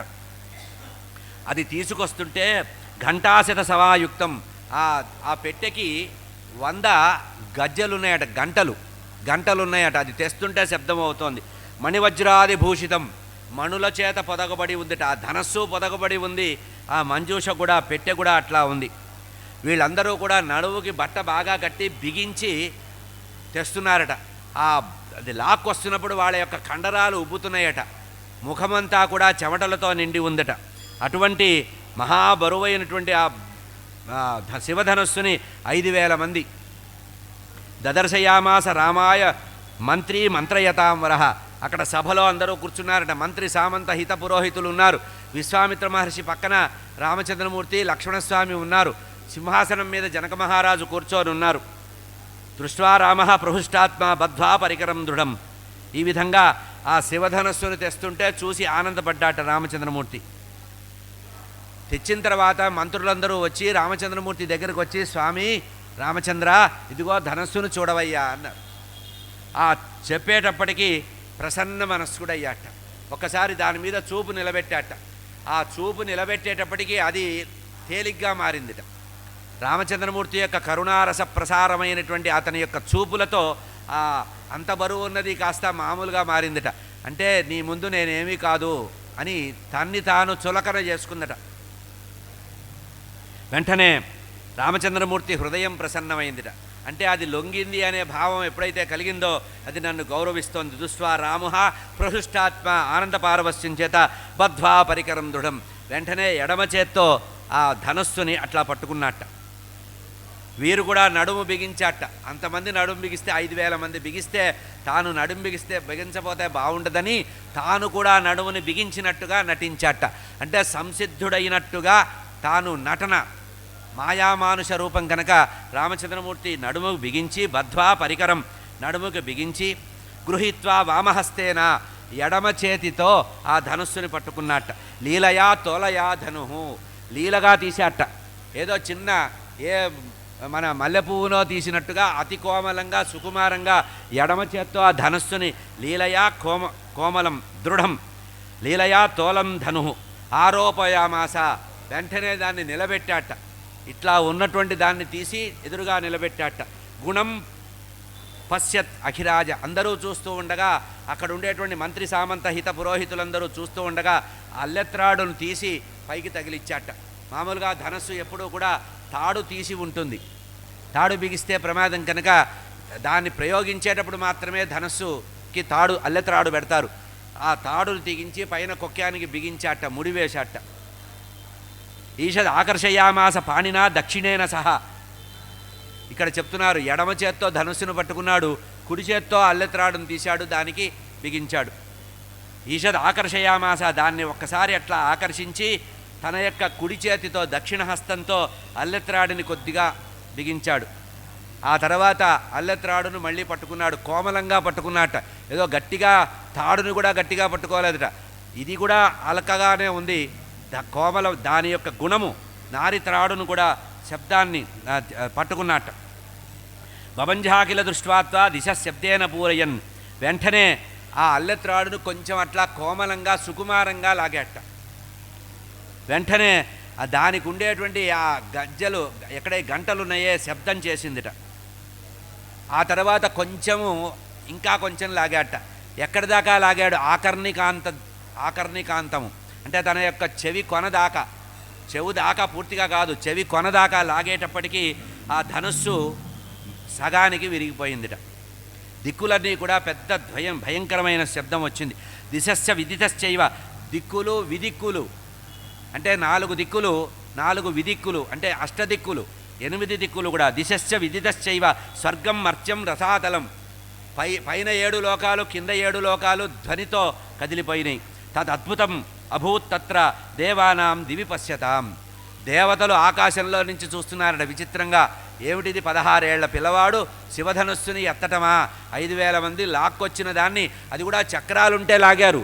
చక్రం లేకపోతే దాన్ని లాగడం ఎవడి వల్ల కాదు. ఆ చక్రాలకి ఆ శక్తి ఉంది కనుక కదిలే శక్తి, అట్లా కదిలిచ్చారు. తద్ అద్భుతం ఆచ్ఛాదయంతం కుసుమైర్ దేవై, వెంటనే పుష్పవర్షి కురిపించారట. మిథిలానగర దేవదుందుభయో నేదు ద్విరాభగ్నం ధనుష్ దృష్ట్వా రాజాలింగ్య రఘోద్వహం విస్మయం లేభిరే సీత మాతరో అంతఃపురజనే. ధనస్సు 2 ముక్కలుగా మారిపోవడం, ఒకటిగా ఉన్న ధనస్సు 2గా మారటాన్ని చూసినటువంటి జనక మహారాజు అత్యంత ఆశ్చర్యపోయాట. అయ్యయ్యో ఎంత సులభంగా జరిగిందని. జనక మహారాజు వెంటనే సింహాసనం నుంచి ఒక దూటిని దూకాట. కిందకి దూకి ఆ రామచంద్రమూర్తి అక్కడ నిలబడి ఉంటే వారిని దగ్గరగా ఆలింగనం చేసుకున్నాడు. ఎందుకంటే దిగులు పడిపోతున్నాడు. సీతాదేవిని ఎవరికిచ్చి వివాహం చెయ్యాలా, పొరపాటున శివధనుర్భంగం అని ఒక పరీక్ష పెట్టాను, ఈ మాట ఎప్పుడు చెల్లుతుంది, నా పరువు నిలబడుతుందా లేదా అని ఆవేదనలో ఉన్నటువంటి ఆ జనక మహారాజు ఒక్క ఉదుటం వచ్చి రామచంద్రమూర్తిని ఆశ్చర్యానికి లోనై హృదయానికి అత్తుకున్నట్ట. రాజాలింగ రఘూద్వహం విస్మయం లేభిరే సీత. అంతఃపురంలో బాల్కనీలో తెరసెల్లా చాటున ఉండి తల్లి పక్కన కూర్చోనుందిట. కోమలమైనటువంటి మనస్సు కలిగి, కోమలమైనటువంటి ఈక్షణం కలిగినటువంటి ఆ జానకీదేవి సీతాదేవి చూసిందిట. తల్లుల మధ్యలో అంటే జనక మహారాజుకు అనేక మంది భార్యలు ఉన్నారు, వారి మధ్యలో కూర్చున్నటువంటి సీతాదేవి ఒక్కసారి ఇది చూసి ఆశ్చర్యానికి లోనైందిట. అమ్మవారు ఎట్లా ఉందిట చెప్తున్నారు. మొట్టమొదట మన కథలో అధ్యాత్మరామాయణంలో సీతాదేవి యొక్క ప్రవేశం. సీతా స్వర్ణమయీం మాలాం, చేతిలో బంగారు మాల పట్టుకోనుందిట. గృహీత్వా దక్షిణే కరే, కుడి చేతిలో పట్టుకోనుందిట. మామూలుగా ఎప్పుడూ దండ పట్టుకొని నిలబడడం అయ్యేదా పొయ్యేదా అని మామూలుగా ఒంటి చేత్తో పట్టుకోనుంది. ప్రతిసారి ఎవడో వస్తున్నాడు ధనుర్భంగం అంటున్నాడు, వాడు భంగపడి వెళ్ళిపోతున్నాడు. ఇక్కడ రామచంద్రమూర్తి చూసేటప్పుడు స్వగృహే గృహీత్వా దక్షిణే కరే, కుడి చేత్తో దండని పట్టుకుందట. స్మితవక్త్ర, చిరునవ్వుతో సిగ్గుపడిందట అమ్మవారు. శివధనుర్భంగం జరిగేటప్పటికీ ఆ రామచంద్రమూర్తి యొక్క దివ్య మంగళ రూపాన్ని చూసి, ఆ హావభావాల్ని చూసి, వీరరాఘవుణ్ణి చూసినటువంటి అమ్మవారు ఒక్కసారి బంగారు తల్లి స్మితవక్త్ర చిరునవ్వుతో కొంచెం సిగ్గుపడింది. స్వర్ణవర్ణ బంగారు తల్లిట. సీతామహాలక్ష్మి అంటే కనకమహాలక్ష్మి అమ్మవారు. స్వర్ణాభరణ భూషిత, అనేక వస్త్రాభరణాలు ధరించినటువంటి అమ్మ. పట్టు వస్త్రాలు ధరించింది, అందంగా ఉంది, వయ్యారంగా నిలబడి ఉంది. కాళ్ళ అందెల యొక్క సవ్వెడి అవుతోందిట. అంటే ఆనందంతో తొట్టుపాటు పడుతోంది. ఆనంద పారవస్యంతో ఉన్నప్పుడు కాళ్ళు అటు అటు కదిలిస్తే ఆమె కాలికి ఉండేటువంటి మువ్వల యొక్క శబ్దము చాలా నాజుగ్గా ఉంటోందిట. చిరునవ్వులకి శృతి కలిపినట్టుగా ఆమె యొక్క చరణ విన్యాసం కలిగిందిట. కాళ్ళ యొక్క గజ్జల యొక్క మంజీరాల శబ్దము ఆమె చిరునవ్వుకి శృతి కలిపినట్టుగా ఉందిట. ఇక్కడ మౌనం ఉంది, కానీ ఆ మౌనాన్ని వ్యాఖ్యానం చేస్తున్నాయి కాలికి ఉండేటువంటివి. ముక్తాహారై కర్ణపత్రై కొణచరణనూపురా దుకూల వసతానీకం వస్త్రాంతర్జని. పట్టు వస్త్రాన్ని ధరించి అందంగా ఉండేట అమ్మవారు. కాలి అద్దెల సవ్వడి అవుతోంది, చిరునవ్వు విలసిస్తోంది. రామచంద్రమూర్తి మెడలో అలంకరింపజేసిందిట తాను తెచ్చినటువంటి దండని. గవాక్షజాలరంధ్రేభ్యో దృష్ట్వా లోక విమోహితం. ఆ మాలని రామచంద్రమూర్తిలో వేసి సంతోషంతో హద్దులు మీరినటువంటి ఆనందంతో ఉందిట.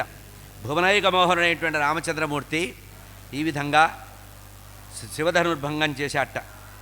ఇక్కడ రాజులందరూ చూస్తూ ఉన్నారట. అక్కడే కవాక్షాల రంధ్రంలో నుంచి అందరూ చూస్తూ ఆశ్చర్యపోయారట. భువనైక మోహనుడైనటువంటి రామచంద్రమూర్తి యొక్క దివ్య మంగళ విగ్రహాన్ని చూసి ఆనంద పారవస్యంతో ఉన్నారట. వెంటనే విశ్వామిత్ర మహర్షి జనక మహారాజు దగ్గరకు వచ్చి వీపు తట్టాట. ఎందుకంటే ఆయన ఒళ్ళు మరిచిపోయి ఉన్నాడు.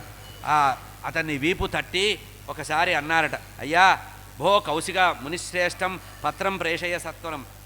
వెంటనే ఇప్పుడు నువ్వేదో అంతా అయిపోయింది అనుకుంటావేమో, రామచంద్రమూర్తి పిత్రాజ్ఞా పరిపాలన చేసేవాడు. తండ్రి మాట జవదాటడయ్యా ఈ పెద్ద మనిషి, తండ్రి మాట కోసమే నా వెంట వచ్చాడు కనుక ఒక్కసారి దశరథ మహారాజుకి వర్తమానం పంపించు, ఆహ్వానం పంపించమన్నట్ట. అయ్యా నేను పంపించడం ఏంటి, ఇప్పుడు నాకేం బుర్ర పనిచేయటం లేదు, తమరే రాయండి సంతకం పెడతానన్నాడు విశ్వామిత్ర మహర్షి. వెంటనే భో కౌశిక మునిశ్రేష్టం పత్రం ప్రేషయ సత్వరం రాజా దశరథ శీఘ్రం ఆగచ్చత్తు సపుత్రక. సకుటుంబంగా దశరథ మహారాజు నేను చేయబోయేటువంటి ఆ కన్యాదాన సమయంలో పాణిగ్రహణ నిమిత్తము తన కుమారుణ్ణి సమర్పించడానికి కబురు పంపండి అన్నారట. ఎందుకు అంటే దానికి చెప్తున్నారు, వివాహార్థం కుమారాణం సదారహ సహ మంత్రిభి. మంత్రి సామంత పురోహితులతో కుటుంబంతో భార్యలతో సహా వివాహార్థం రావాలి. ఎందుకు వివాహార్థం చాలా జాగ్రత్తగా మాట్లాడాడు. వారి యొక్క పిల్లల పెళ్ళిళ్ళకి రమ్మన్నాడు. ఇక్కడ బహువచనం వాడారు, కుమారాణం. ఇక్కడ ఇద్దరు కుమారులు ఉన్నారు అంటే ఆయన మనసులో హోల్సేల్ అకౌంటే ఉంది. అంటే నలుగురు పిల్లలకి ఏకకాలంలో పెళ్ళిళ్ళు చేసి తన యొక్క బరువు దించుకోవాలి. తన కుమార్తెతో పాటు తన సోదరుడి కుమార్తెలకు కూడా వివాహం కావాలనేటువంటి సద్య సంకల్పం. కుటుంబ ధర్మం అంటే అట్లా ఉండాలి. మనం ఒక్కళ్ళం తరిస్తే కాదు, మన కుటుంబం తరించాలి. తన పెంపుడు కుమార్తె సీతాదేవి అసలు కుమార్తె ఉంది. ఆ తర్వాత ఇంకా తన తమ్ముడికి ఇద్దరు కుమార్తెలు ఉన్నారు కనుక నలుగురు పెళ్లి కావాల్సిన వాళ్ళు ఇంట్లో ఉండగా ఒక పెళ్ళి ఎట్లా చేస్తాడు. ఇక్కడ బహువచనం వాడాడు, వివాహార్థం. దశరథ మహారాజును పెళ్లి నిమిత్తం రమ్మనవయ్యా, కుమారాణం సదారహ, తన కుమారుల యొక్క పెళ్లికి రమ్మన్నాడు. అంటే ఇక్కడ మామూలుగా అల్లుడికి గౌరవంగా వారు అంటారు, అల్లుడు గారు అంటారు, కానీ అల్లుళ్ళు గారు అనరుగా. కానీ ఇక్కడ కుమారాణం అన్నాడు అంటే బహువచనం, అంటే భావి సూచన. మనకి అదృష్టం కలిసి ఉంటే మన వాక్కు కూడా అట్లా వస్తుంది. దదేది ప్రేషయామాస దూతాం త్వరితమా విక్రమాన్. ఈ విధంగా శతానందుల వారు అక్కడే కూర్చొని ఉన్నారట. శతానందుల వారి సమక్షంలో విశ్వామిత్ర మహర్షి ఆనంద పారవస్యం చేత ఉండి తాను ఏ పని మీద తెచ్చాడో అనేకమైనటువంటి ఉపకారాలు చేస్తాను, అనేక శ్రేయస్సులు చేస్తానని ఏ దశరథ మహారాజుకు మాట ఇచ్చాడో ఆ మాట నెరవేరబోతోందని, పెళ్లి పెద్దగా తాను ఉండబోతున్నానని, రామచంద్రమూర్తి యొక్క కళ్యాణానికి తాను పెళ్లి పెద్దన అయ్యాననే ఆనందంతో శతానందుల వారితో ముచ్చటగా మాట్లాడుతున్నారట. మాట్లాడుతుంటే శతానందుల వారు అడిగారట, అయ్యా మా అమ్మగారు ఎట్లా ఉంది, మా అమ్మగారి గురించి పరిచయం చేశారా రామచంద్రమూర్తికి అని. పరిచయం చేయడం ఏమిటయ్యా బాబు, ఆమె శాప విమోచనం జరిగింది. మీ నాన్నగారు అమ్మగారు క్షేమంగా ఆశ్రమాన్ని శుభ్రపరిచి రంగులు వేసి మళ్ళీ ఆశ్రమాన్ని పూర్వస్థితికి తీసుకొచ్చారు. ఇదంతా దివ్య మంగళ స్వరూపుడైనటువంటి రామచంద్రమూర్తి యొక్క విశేషము. చూశావు కదా, శివధనస్సును కూడా భంగం చేశాడు. ఇక నీకు చాలా పని ఉంది, పెళ్లి ఏర్పాట్లు చేసుకో అన్నాడు. ఆ ఏర్పాట్ల కోసం శతానందుల వారు బయలుదేరారు. అనంతర కథ రేపటి రోజున మనవి చేస్తా. రేపు మన అందరికీ కూడా చాలా పవిత్రమైనటువంటి రోజు, జగద్గురువులు భారతీతీర్థస్వామి వారి 76వ వర్ధంతి. ఈ సందర్భంగా ప్రతి సంవత్సరంలాగా కూడా ఈ సంవత్సరం రేపటి రోజున స్వామివారి యొక్క జీవిత విశేషాలు, శృంగేరి జగద్గురు ఆమ్నాయపీఠ వైభవం గురించి రేపు ప్రవచనం ఉంటుంది 6:15 సకాలంగా. స్వస్తి ప్రజాభ్య పరిపాలయంతాం న్యాయేన మార్గేణ మహిం మహిషాః గోబ్రాహ్మణేభ్య శుభమస్తు నిత్యం. లోకాః సమస్తాః సుఖినో భవంతు. కాలే వర్షతు పర్జన్య పృథివీ సస్యశాలిని. దేశోऽयं క్షోభరహితः బ్రాహ్మణాः సन्तు నిర్భయాः. అపుత్రాः పుత్రిణः సन्तు, పుత్రిణः సन्तు పౌత్రిణः. అధనాः సధనాः సन्तు, జీవంతు శరదాం శతం.